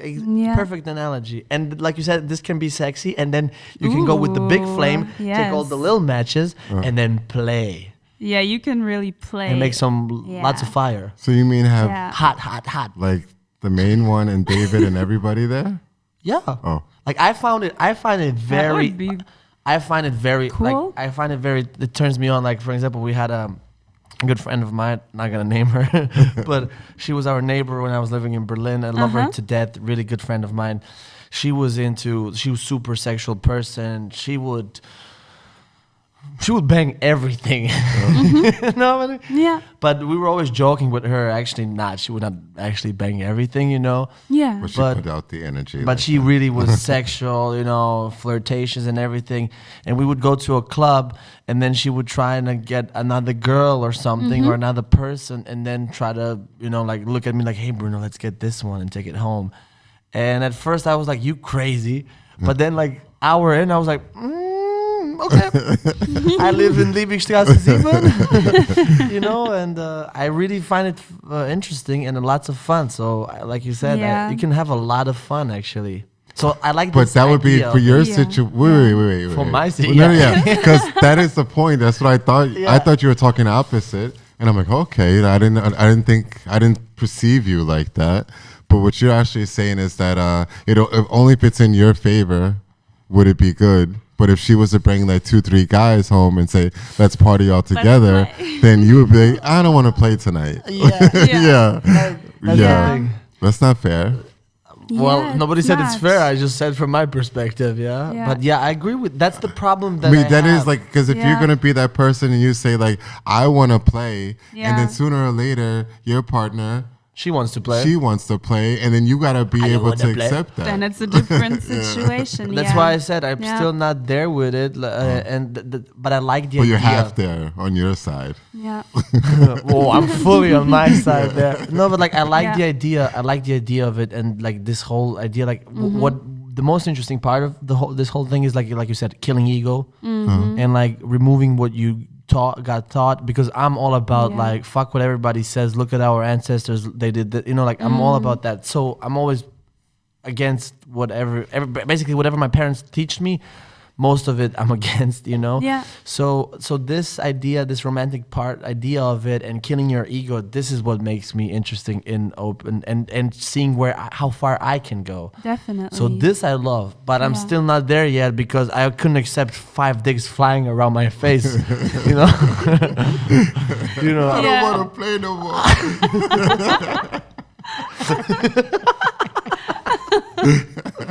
But it's true. It's true. You Yeah, know? it's true. Yeah. Or maybe it would be like a game, like when she wants to play, and then I'm like, and then when I'm, you know, like, you know. Yeah. But so yeah, I would love to get there. I would love to get there. I think the partner helps that also with the ego. Definitely. Part. Like if you have a really, really good partner and like you can trust that person to a certain point where you don't have to force that person to tell you about their feelings or what they're thinking up to, that it just comes so natural, then I think that opens up the door for you to think, oh, you know, they're going out, whatever, have a good time, you know, like, because you know when they get back, it doesn't mean that they're going to list like, oh, I went there, and there, Exactly. Mm. but like, they'll be like, oh, I was with my friends, I had a good time, you know, they're not afraid to tell you the good moments or the bad moments. And I think like me, for myself, like if I have to start, like I'm naturally like that. Like if I go out, if I do anything, I'm like sharing. I'm not hiding anything. Yeah. You know, and I want my partner to be The same maybe not as open as I am, because I can expect that. Yeah. But not have to force me to ask anything. Like it should just be a natural thing. Like, oh, how was your night? And then be like, oh, this happened, this funny. Like don't have to hold back. You don't have to tell me everything either. Like I don't know if I could put up with all that, but I don't mean put up with it that I might get mad. It's just like, I don't know if I want to listen to like, you know, like every single detail. Like, oh yeah, we bought some drinks and we didn't. And That's cool. a bit much. Yeah, but I think it will bring you closer in your relationship. And when you have multiple partners, you don't put all your expectations into one person, because one person is not going to fulfill all those needs. So maybe you have someone you can make music with, and then you have someone you can like create films with. Exactly. You know, it's like she's got to have it. Yeah. Did you watch the film? From Spike Lee? Yes, it's really nice. Yeah. And he also made a series. Yeah, I know. And more modern. He produced it, didn't direct it. He produced it. He produced You mean with it. Mars there, like the dude Mars? I don't know. I haven't seen. All the Oh, it's dudes were there. Yeah. Yeah, for the one chick. Yeah, I don't know. She I had didn't watch multiple it. partners Yes. and everything. Yeah. True. Yeah, like that. The film was. I didn't watch the. She had her sporty guy, Netflix. the hip hop The film guy, was and the really weird guy, the nice. nerdy guy. the nerdy guy. I love she that. had Like every Spike Lee And movie. the I love woman, it. she had a woman as well. And she had a woman. True. Yeah. True. But I like this idea, and also you don't have to have sex with all of them. Yeah, you don't have to. It doesn't. Relationship doesn't mean sex. Yeah. Yeah, because I just thought about it. Like, for Yeah. example, maybe this person is really, you're not turned on, or the sex is bad, or Yeah. whatever, and you're just not there yet. But like, Exactly. you like, I don't know, working on a project, this type of, like, let's say making films, Yeah. right? This person, you're halfway there yet, but the sex is crazy, you know? Yeah. So you're there for the sex, you know? Or like, you know, and then you have this idea I like. Yeah. But I like think that you have that already in life. But you know? but I have that. This is the thing. I have that already, and I'm Yeah. not in a relationship. No, because Yeah. everybody's in a relationship. Yeah, You guys are in a Yeah. relationship. Well, Yeah. we're all, okay, but you know, weißt du, was ich meine? Yeah, but that is exactly yeah. where you start from. Like every relationship has Yeah. Yeah, but you know what I mean? Like this foundation. a main flame. I don't have my main flame. This is Yeah. the thing. Like I do have my matches, but I don't have my main flame. You So it's know? not Yeah. Isabel. Definitely not. No, but Cutie. but like you know what I mean. This came out. Me and Isabel are not together. If some, well, they saw the last podcast. I'm yeah, sure. they saw last podcast. Oh my god. Oh my god. I'm so sorry for all the burping and shit talking. If you didn't see it, go watch it. Yeah. But you know what I mean. I don't have a main flame, and this is now the question: like, what is what now? However, I do think, or I don't know. It's just currently my state. My state right now is like I need my main flame. Like I ended my relationship like some time ago, quite some time ago, and I love the afterlife, you know. But you know, I definitely I'm a very emotional person. I need a partner, not necessarily sexual, but like I need a partner, but like a partner. I'm built. My whole definition of my character is like I need.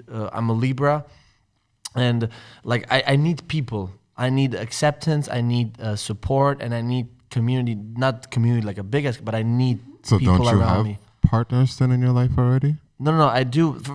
For example, like Yeah, you. but you mean know, like a main, But like- you need a sexual energy. yeah, like- yeah, like a, let's say a girlfriend Opposite. type. Yeah, you know, What yeah. you're So looking for. yeah, and but that person is like a partner. You know, like okay, we are on the pom, we're rocking this together, we have support, and that main flame, that being that main flame, you know, and then whatever.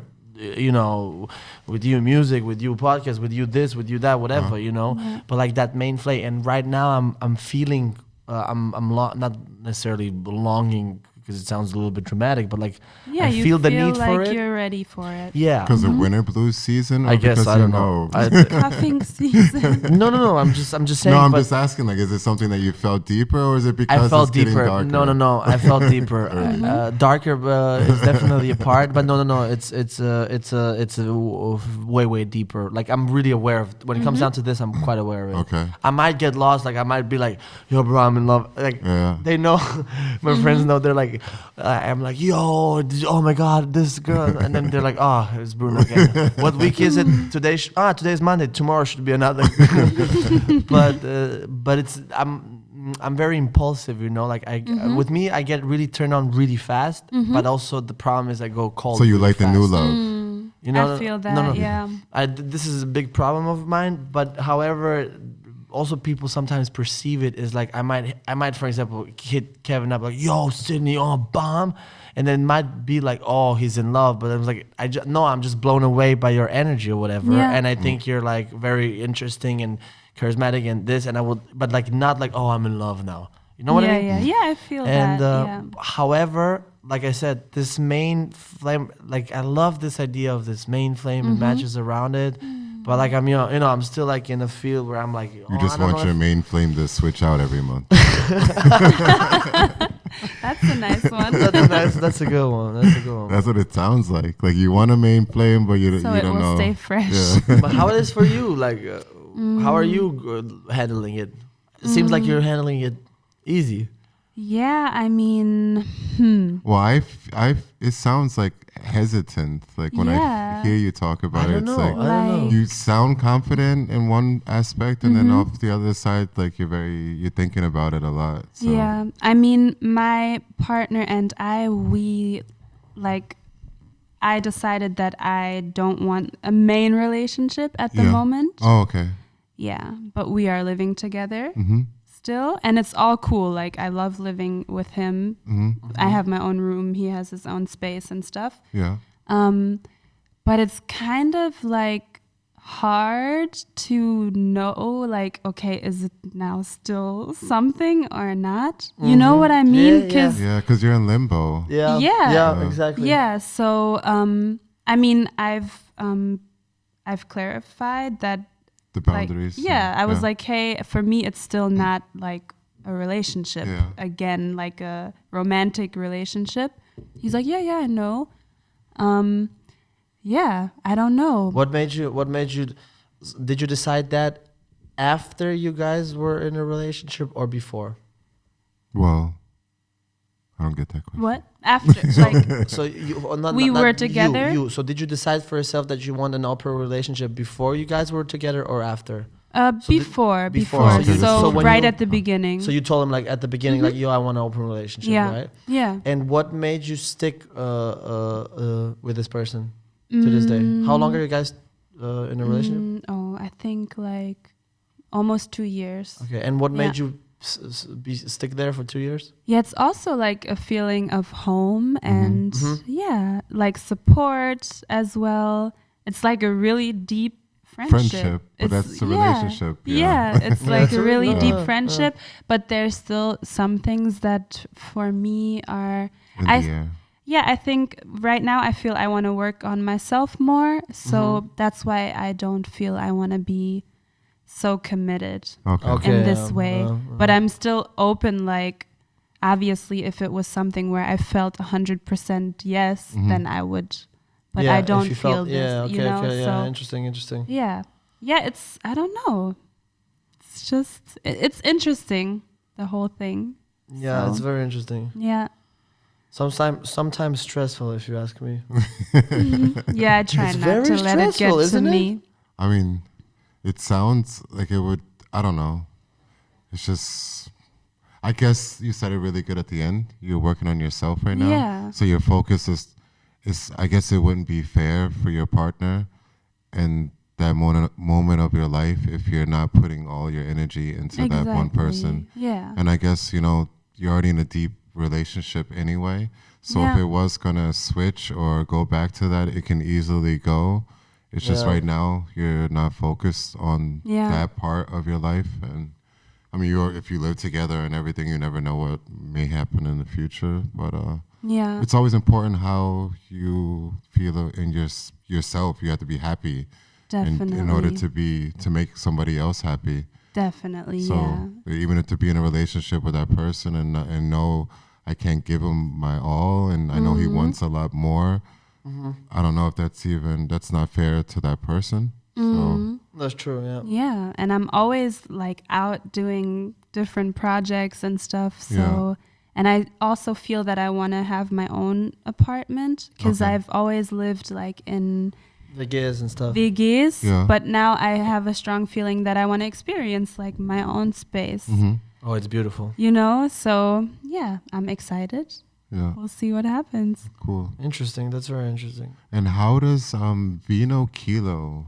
Vino Kilo. Yeah. I see like the bags everywhere. It's like to the point. Good. It doesn't matter where I go. You see 'em I always everywhere. see like hipsters or people. What is Vino Kilo? She can explain it, but I always see like those kind of bags that we have right there. Oh, okay. And it's to the point that I'm actually thinking, is it cooler to actually buy something there or to have the bag? Because every single person I see has a bag there. So yeah. It's the vintage kilo sale. So they sell vintage clothes to kilograms. Oh, yeah, in Berlin they have concept this. They call it Vino Kilo. Because we also have wine there.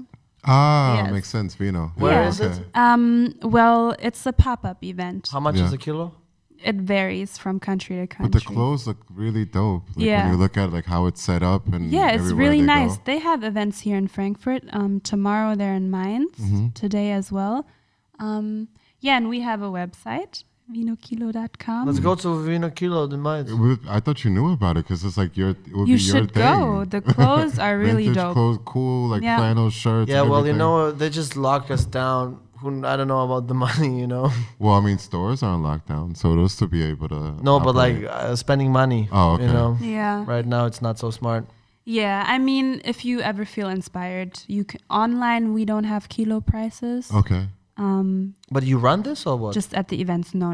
I worked there. I modeled for them, and I did my practicum there in the that's online why you also shop. Promote also That's a lot of why, it. yeah. Okay. And it's like a family. So right now I'm not actually working there, but I'm still like in the family. I can totally understand that. Yeah, you're part of it basically. Yeah, and I know I'll probably be doing something with them again soon, but I also want to contact the guy. Robin is the founder about your festival that you asked me about. Yeah, maybe I can just give him your contact. Yeah. What hip hop festival? I contacted her as a dancer from Mamson. You know the girls. I forgot what they're called again. It's the girl group from them. Okay. Yeah, they're doing a hip hop festival here in Germany next year, 2021. And then he contacted me to see if there was anybody who would be interested in pop-up stores. Dope. And they have like a big location, I guess, and they want like a lot of stuff different too. stuff to be sold and to represent That's cool. on the outside of it. Nice. So everybody listening, if you think your pop-up is good, hit up Kevin. Yes. No, but I thought like the Vino Kilo was like perfect, and Yeah, I it like the would be whole a good vibe of fit. it. Yeah. Yeah. That's interesting, It yeah. seemed like it got really big though. I don't know It why. did. It just seems like I see it everywhere. Yeah, it started in their living room. They were Really? they Okay. just got vintage clothes and were like, hey, let's do an event. Okay. Okay. And it's getting bigger and bigger. Like, it's really amazing. And we're saving so many clothes Yeah. and For saving how long the is planet. it running? I think it's now 4 years. Oh, that's Okay. crazy. Or Then I've like even seen it more. from like almost the start then, because now Yeah. you see like big convention halls, and then you just see their clothes and stuff. Oh, really? That's dope. I never saw it. I never saw it. I only Gotta saw keep Hip Hop informed. Flow Markt. That was like that was Ah. once, and there was like a vintage hip hop baggy clothes from the '90s and Okay. not bunch of records, couple of records. Uh-huh. That's all, but that was probably, I suppose, not connected, right? I'm not No. sure. Yeah, not. yeah. I So think I, that's a never different saw. Rarely saw. Well, now that we talked about it, I'm sure you're gonna see the bags Everywhere. Yeah, it's always like Yeah. this. Yeah, it's always like this. Yeah. Yeah. Like I Yeah, go in a it's a Reebok. But like what? Really- You see it at bags, like on people walking on the Yeah, street. they're Yeah. always walking down like The losing tote them and stuff. bags. The tote bags and stuff. Yeah. Oh look, they were even there. They were there. Oh, okay, Yeah. that's cool. That's interesting. But you always look fresh. Every time I see you, I swear you look fresh as hell. Vino Kilo. Vino Kilo. Okay. Yeah, Look fresh, and not just like the outfits, but like outfits definitely. And I really, honestly, I really respect when people look fresh. I just I think it's very. Not I'm not the type of person. Oh, you have to look a certain way, but like I just like when people present themselves and they look fresh. There's Put nothing thought more. into their Ain't nothing style. wrong with it. Yeah, I love it when people are fresh, and this is Me actually the first thing too. I see. Honestly, like like I'm not gonna turn around if you know the reason why I'm not damn, it's gonna go. I have to be careful when I'm talking, because my problem is when I talk, I don't. A lot of people, they think about it, then they talk. When you're listening to me, you're listening to as what I'm Like, thinking it's right like now live. in my mind. This You're- is being live This is- transmitted from my brain. exactly, Live. exactly. So, but Yeah. but I think you know what I mean. Yeah. I So feel you. if I see you looking fresh, I'll turn around, and this is the first thing I'll most of the times notice. And yeah, you always look. Every time I see you, even if it's online or in person, you look super fresh. And not just the outfits, but also your energy. It's always this. I don't know. It's very mesmerizing, very intriguing. Yeah, you have a very intriguing energy. I don't and know presence. what to say. It's okay. Say thank you. Yeah, I really appreciate you saying that. Yeah, I love to express myself through my clothes as well. Hmm. So, yes. But there is definitely something. Even when when we met for the first time. Sorry, microphone issues. Can you say something? Yeah, give me a second. Yeah. XLR fucking killed. Okay, now? Yeah, I what can hear about it, now? Okay. But even when we first met for the first time when we shot, was it Peter's video? Yes. Yeah. Like when we, super. yeah, when we shot that video, like first 5 minutes, I was already like, okay, cool energy. You were Yeah. you were like very open. You asked a bunch of questions. Yeah, all I was like, so who are you? What do I you want to do? What connect can with this video producer. and usually models are not like this. Yesterday we shot a music video, 2 models, boring as hell.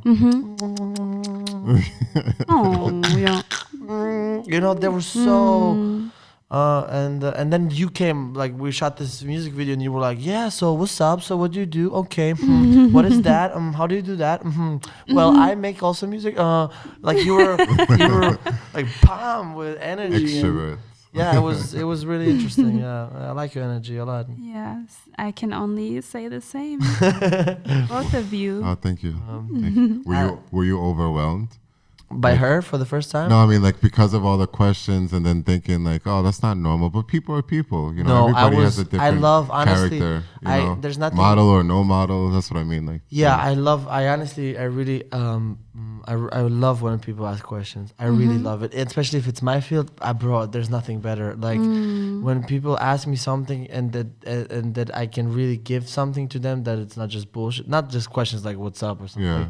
Like Yeah. question. I love it. This is for me so cool, and I wish it was more. Because people don't see me that way, but Like, what? I never knew I can ask them. yeah. Or like, why are you so retarded? That questions they come up a lot. But no, I love when I get questions because, like for example, Min, Min is a colleague of mine. We make films together. We work on projects together. Right now, he's in Cologne shooting something with ZDF. Shout out to Min. But like he at the beginning, he would ask me a lot of questions, like technical. How do you do this and how do you do that? And you could see that he was kind of holding back because I guess he didn't want to bother me.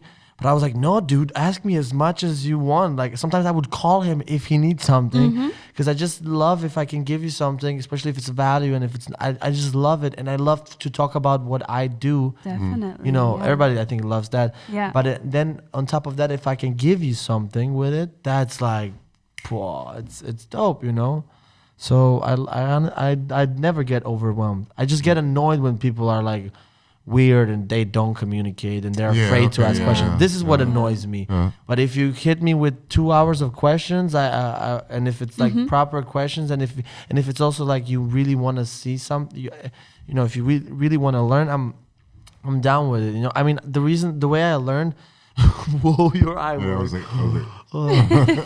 But the way I learned was I used to hit up all of the DJs and filmmakers. At the time I was like really young, 8, 9, 10.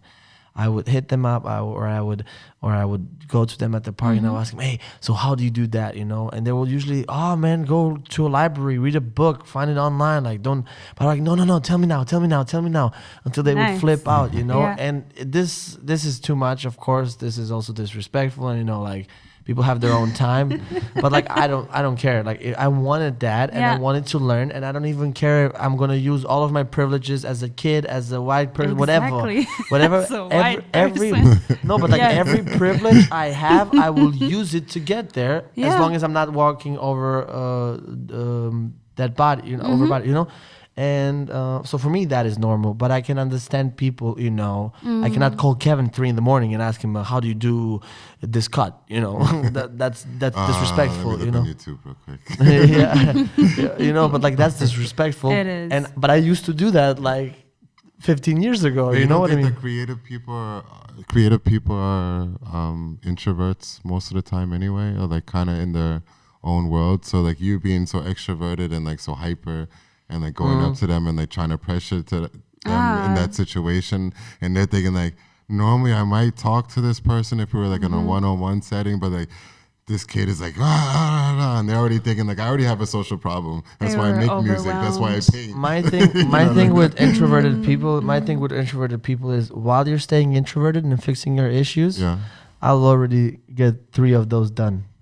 You know what I mean? I used to have a problem with like people who were too introverted. Now I don't have a problem. I used to, like a serious... Bro, I was surrounded with the most introverts, you know. Yeah, I just thought that they were always hiding something from me. Exactly. And like I would go on the offense, and like I would start to like ask them questions, make more jokes, and then like trying to like get them out of their shell. It took me so long to realize that I can't do that to people. Yeah, just like, to accept that. Yeah, just accept that they just don't want to talk, and I don't have to feel uncomfortable about it. Like I just want everybody to feel happy, but that is their happy, obviously. You know, and not everybody has issues just because they're introverted. There's just their safety zone. I expressed it wrongly, but I actually had the same. I come from a country where if you don't talk, it's a problem. Okay. Something's up.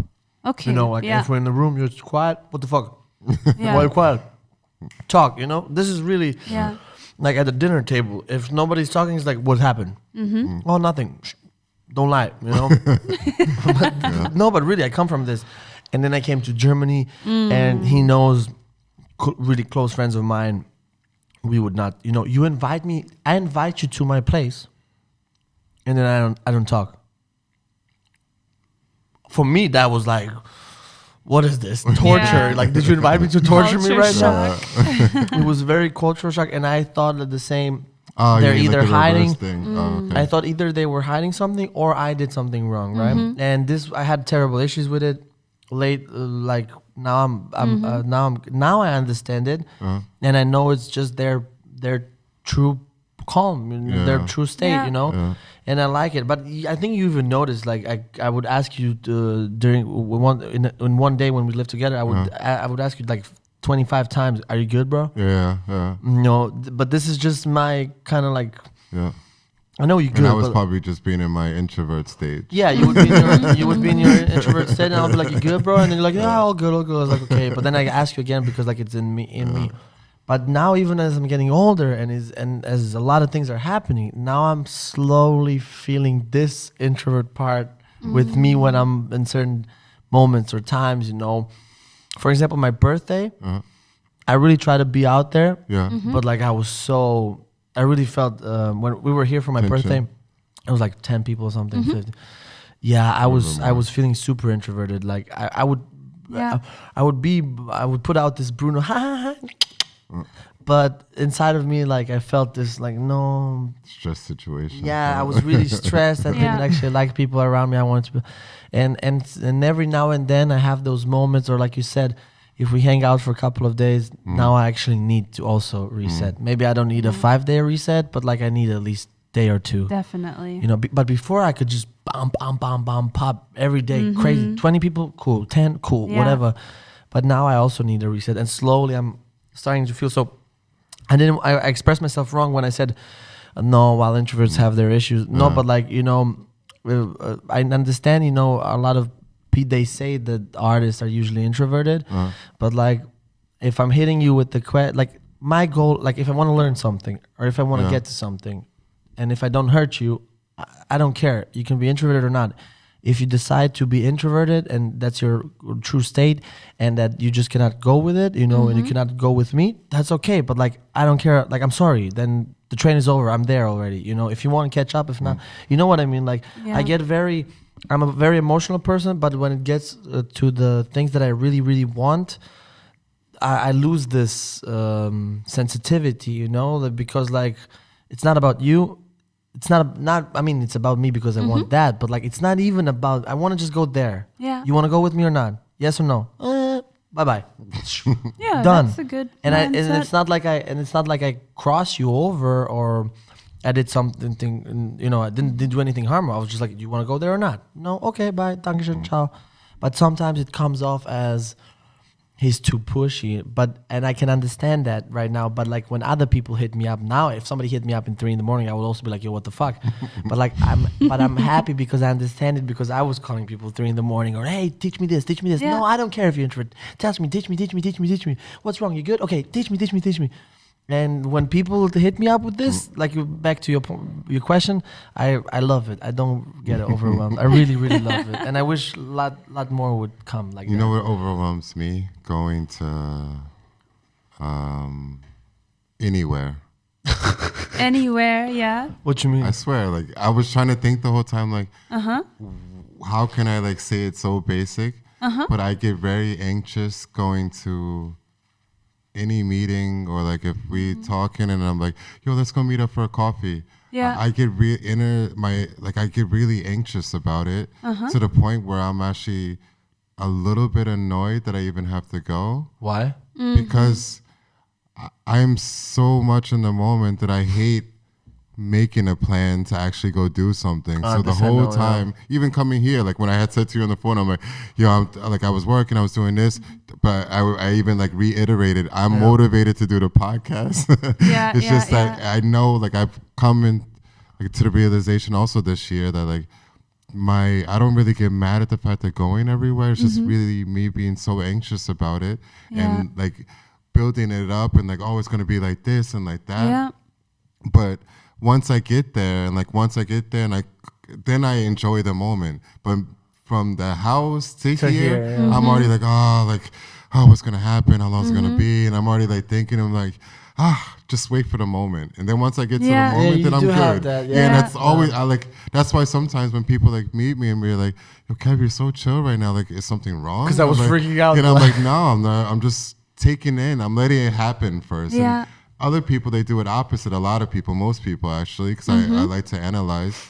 But they get really excited, like, oh, we're gonna meet on Friday. I can't wait, and like we're gonna go bowling and do all this stuff. And I'm like, yeah, okay. Then like once Friday comes and it's like 2 hours before, then I start feeling it a little, and I'm like, but now I gotta go here. But once I get there, then I switch. I don't know why it happens, but I'm always like that. Like I don't like to build up the moment more than it is until it actually happens. Like if it hasn't happened, I'm not thinking about it. Even if it's like a battle or like when we go to battles. Yeah. Like I subconsciously I'm training for it, and I know what's going to happen in those 2 weeks. But in the back of my mind, I'm thinking like, why do I even have to go? Why do I even have to put myself through this? And it's not like a negative thing. It's just that I could be doing other things and putting my mind to other things. Now I got to like set a date in 2 weeks. I got to be here. Yeah. Like, and that already like messes with my psyche. Yeah. Like, I need to have the moment first. Yeah. When you plan stuff, it takes a lot of energy from us even thinking about these plans. Yeah. That's why it's nice to stay as open as possible. Yes. Like with as like not so many dates in your calendar, because they are already they're already blocking you, and they're also blocking opportunities. So that's something I'm working on as well, because I always plan so much and then I write it down and I'm like, and I think about this and I got that away from event. the book like at least over 5 years. You haven't what? I used to always have a book, write down every single appointment, every like comment what like made me think this way, that way. But once I got rid of that, and like I would be the type of person that I know mentally everything that I have to do, I might forget like one thing. But like I'll have like 5 appointments on that Friday. And for me, that's so cool because it's 5 options. Like I've said I would be interested and that would be great. And I really mean that. But it doesn't mean that I'm definitely going to go to that. You know, like it might be because I'm so in the moment that if I'm in a bad mood at that and I don't want to bring that energy, or if something comes up, then I also feel so bad that I committed to something and I couldn't go. Then that brings my energy so down. And I realized that also a long time ago. I can't keep doing that, like committing and feeling like, oh, I know I can't do it, but I'm going to rush over there anyway. And like, oh, that was the worst decision. Why didn't I just leave it open? Like I could have just But don't you think open. that, like, don't you think that you can, then you're not doing enough?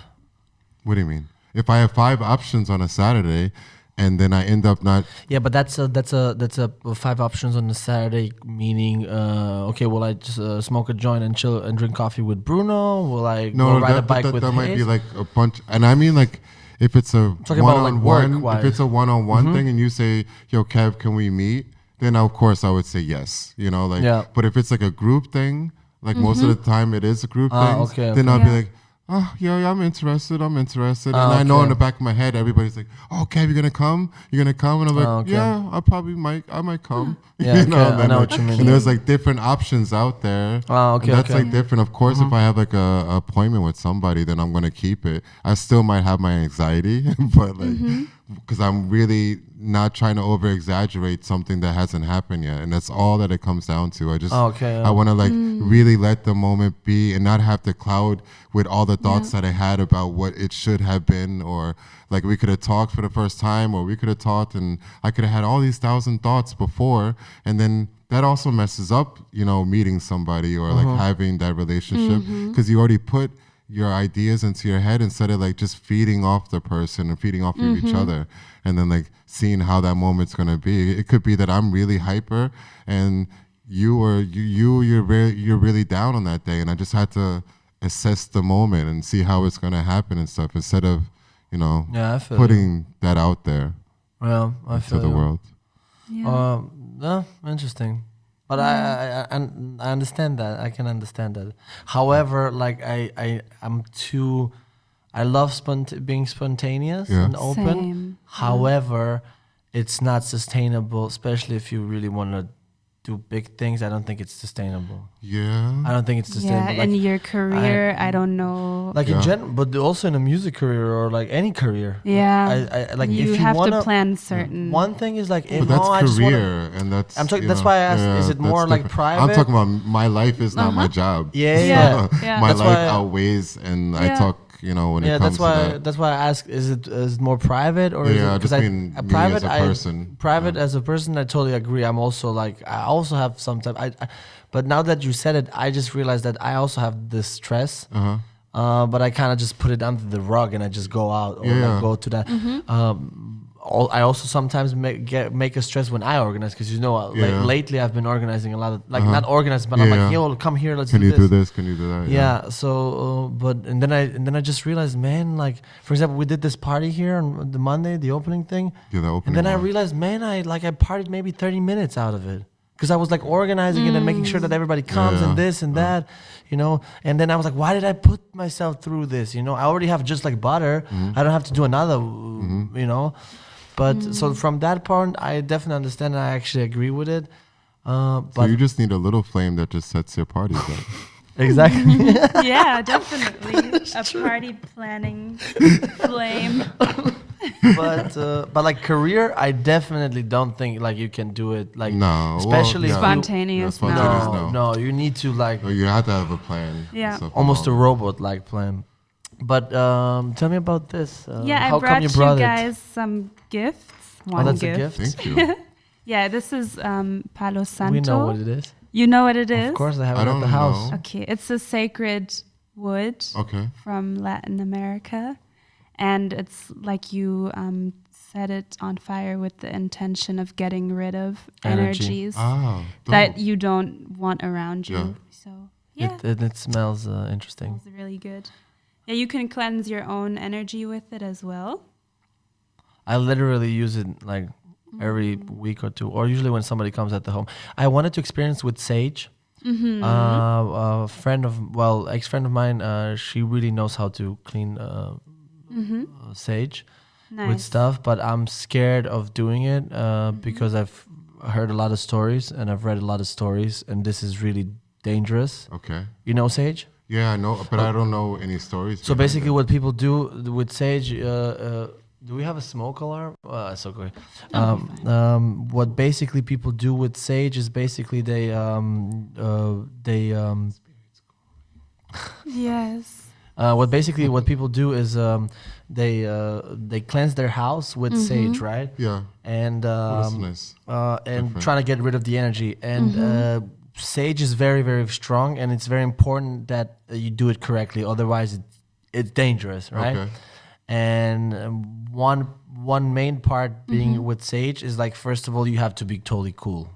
Like it's the same what we said with psychedelics. Yeah, you cannot just be tripping and being depressive and then go take 5 grams of mushrooms, right? Yeah. So you got to be cool. And then the second, also a really big important part, when you're cleansing the energy out, you gotta close everything everything like windows and everything has to be closed. Okay. And once you finish the whole process, there's obviously a process and the whole thing, then you open it up to let that energy go away. Yeah. And one example with one woman, it was like a part, they were a couple. She cleaned the house, but she never got rid of she never opened windows and anything. Oh wow. Yeah, and then they started like, bro, just watch, just crazy. Just type, everybody listening, and you just type sage cleansing gone wrong and just go on Reddit, bro. There's crazy stories. Like people are like having ghosts in the house. Definitely. People moved out of their houses just because they fucked up a sage ritual. You know what I mean? Yeah. And you've got to be conscious. Because when a friend of mine, when she told me about this, I was like, oh, I want that too. Yes, cool. And I want to do it every time somebody comes to, because I can feel it. I want to do it every time somebody comes to my house. If I don't like the energy, push that motherfucker out, right? And then I was like, I'm going to order. Where do I get it? Oh, Amazon. Okay, let me order it. And then Jamil, my friend of mine, he was like, yo, bro, be careful. And I was like, why? Google it first, And then I went researching and everything, and then I realized it's not something to be played with. So I'm not at all. So I'm on this. So I'm using this right now. I mean, this works the same way, though. Right? I mean, we should definitely open a window in a second as well. And you just put your intention. I like to light it before sleep because when we're sleeping, we're also more open for other entities entering, like in our dreams and stuff like that. So I light it for protection, but I always also open the window so it can also go away. Let it burn like an incense until it goes out, or you actually put it it doesn't burn that long. Oh, it dies. It dies by itself. Yeah, it dies by itself. But it's so funny because I remember first time having it, I didn't like the smell, and now I'm so used to it that actually I like it. the smell a lot better than incense. When you don't like the smell, it means you still have some shit stuck. Issues. Oh yeah. Yeah. But I love the smell now. Yeah. Okay, that's good. Then I like the smell a lot. Yes. But it's also very important. Like all this energy is very important. Thank you for the present, Sydney. Yeah. Thank you, guys. And thank you for coming to this podcast. Yeah, I really enjoyed it. Yes. Did I'm you still enjoy it? enjoying it. Yeah. Definitely. Well, who knows what happens after recording? Who knows? We stop recording. Yeah. Was this your first podcast? It was my second podcast. My friend, she has a podcast. Oh, Entschuldigung. Shout out to Miss Washington. No, I'm joking. Mixed feelings. No, I'm joking. That's what it's called? Yes. Because I thought I had heard you once on like a sexual podcast. That was her podcast. Yeah. And we're doing an episode on Friday, another one. She has a sexual podcast? No, her podcast is about like any type of topics I that think concern that topic us. had to do with But you were like when you were there, that I was was the one talking about sex. Yeah. Are you walking around Frankfurt and be talking about?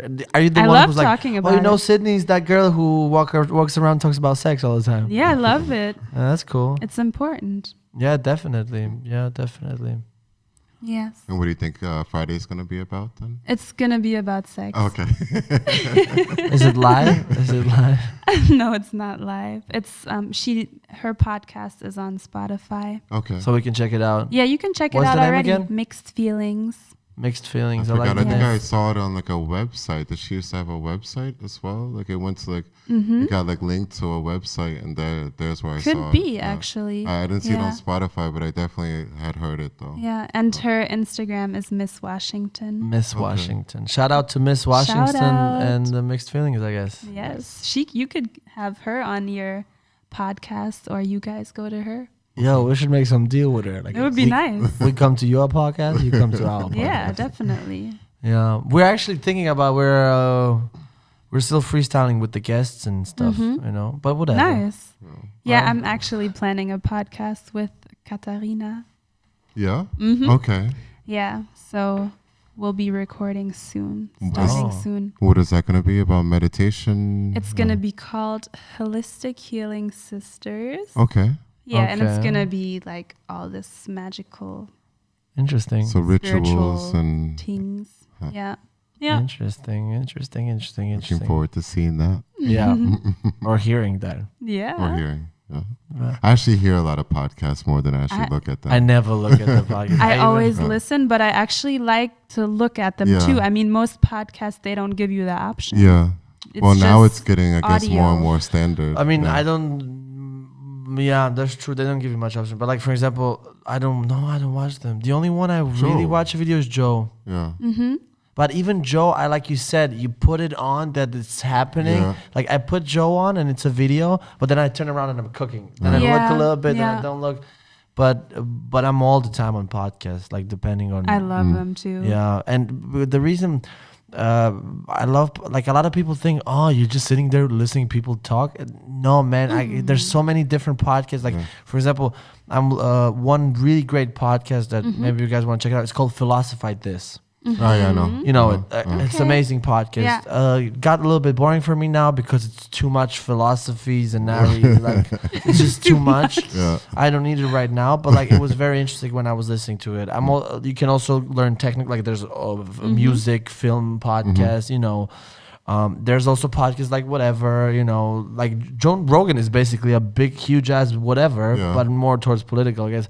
But like, there's so many podcasts that you can learn. Like it's crazy how much I learn from podcasts about different learning. cultures and just, you know, or like laws or shit, you know. Like I didn't know. Did you know that you can, for example, in the States, what's a name for the car that drives dead people in coffins? What's the name of that car? Hearst? Hearst? Yeah. Okay. So did you know that in States, if you drive a Hearst, you can break any law you want while being like driving a Hearst. So you can run through a red light. You can have drugs in your car. But I think that also depends on what state you're in. No, and throughout the whole state. Because throughout they the whole don't pull America. you over.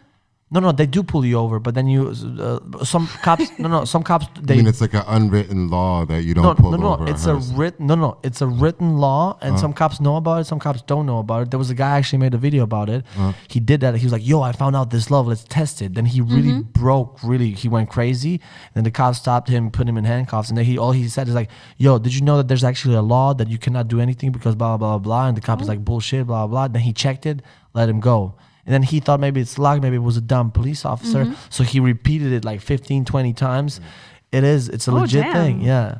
Well, I guess if you want to smuggle people over the border, then I guess so also. But you know what I mean? Like this, I just heard on the podcast, and I was like, okay, let me fact check this. Yeah. And there's so many stuff like that I just learn and get from the podcast. Like even this, I mean, this is a stupid, information. Who gives, but like there's so many things that I learn just by listening to podcasts all the time. So much knowledge. And opens your vision because when you hear what other people think, maybe some of the girls were listening to you right now and they're like also all about sex, but they're just like not feeling comfortable. And this comes this girl Sydney and she's all about sex, and sex.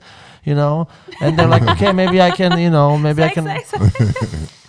But you know what I mean? Yeah, I know what you mean. So. Definitely. Yeah. I hope we inspired some people. Yeah. I'm sure we did. It's actually funny. I watched your episode with Isabel. Yeah.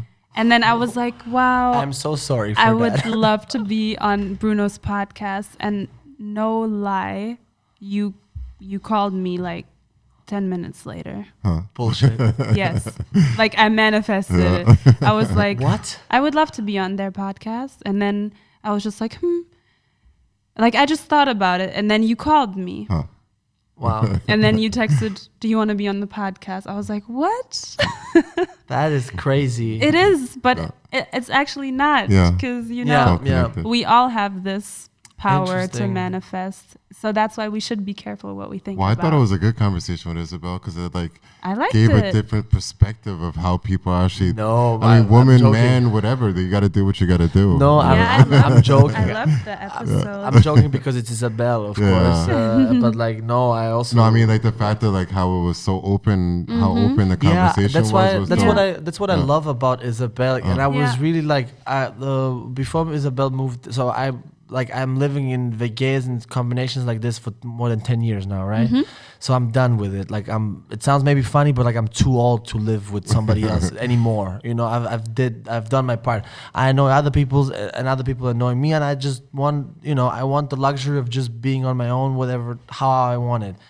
And she came into the picture just for a test thing to make music, and I even did tell her hey, if you come here and after a couple of months, if you decide to stay, please keep in mind, I want to live alone. That has nothing to do with you. I just want to live alone, Yeah. And she's like, yeah, no, all is good, blah, blah. But then when she came, it was really perfect combination because she was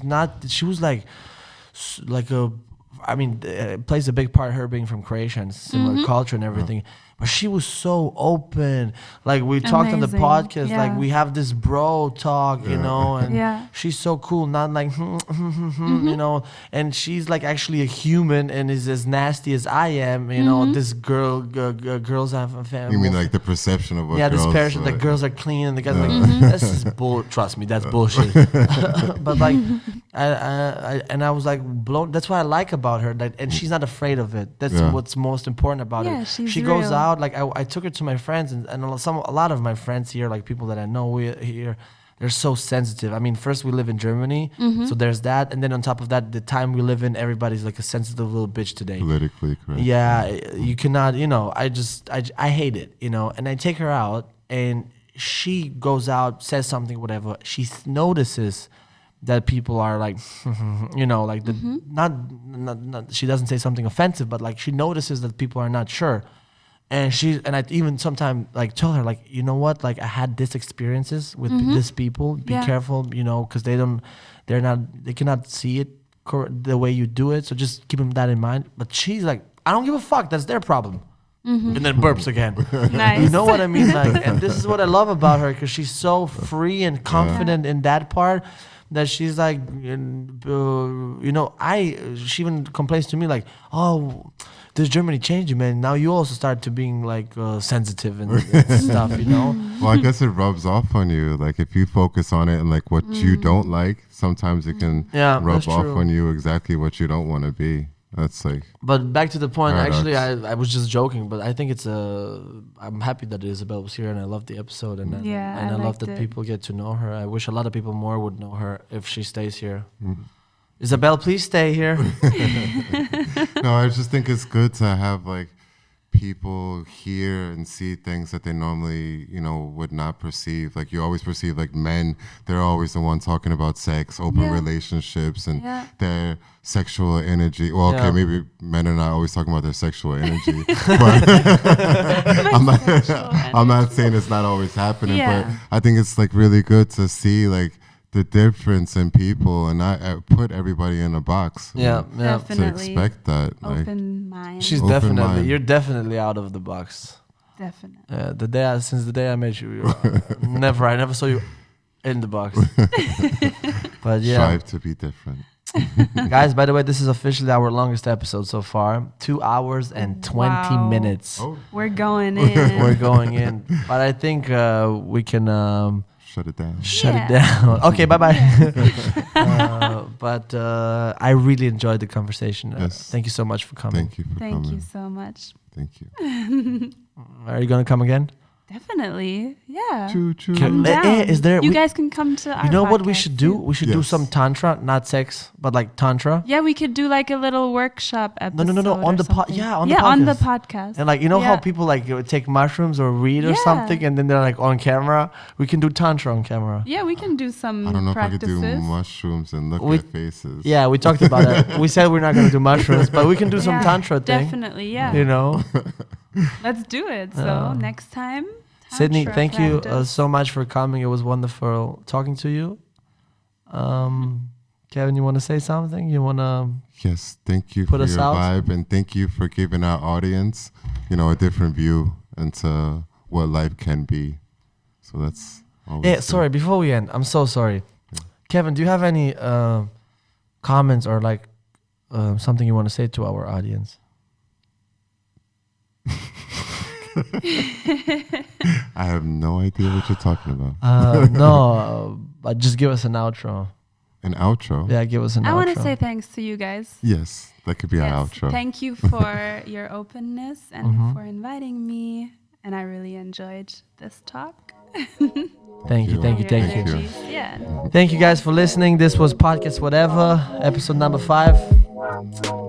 Peace out, yo. Peace. Yeah.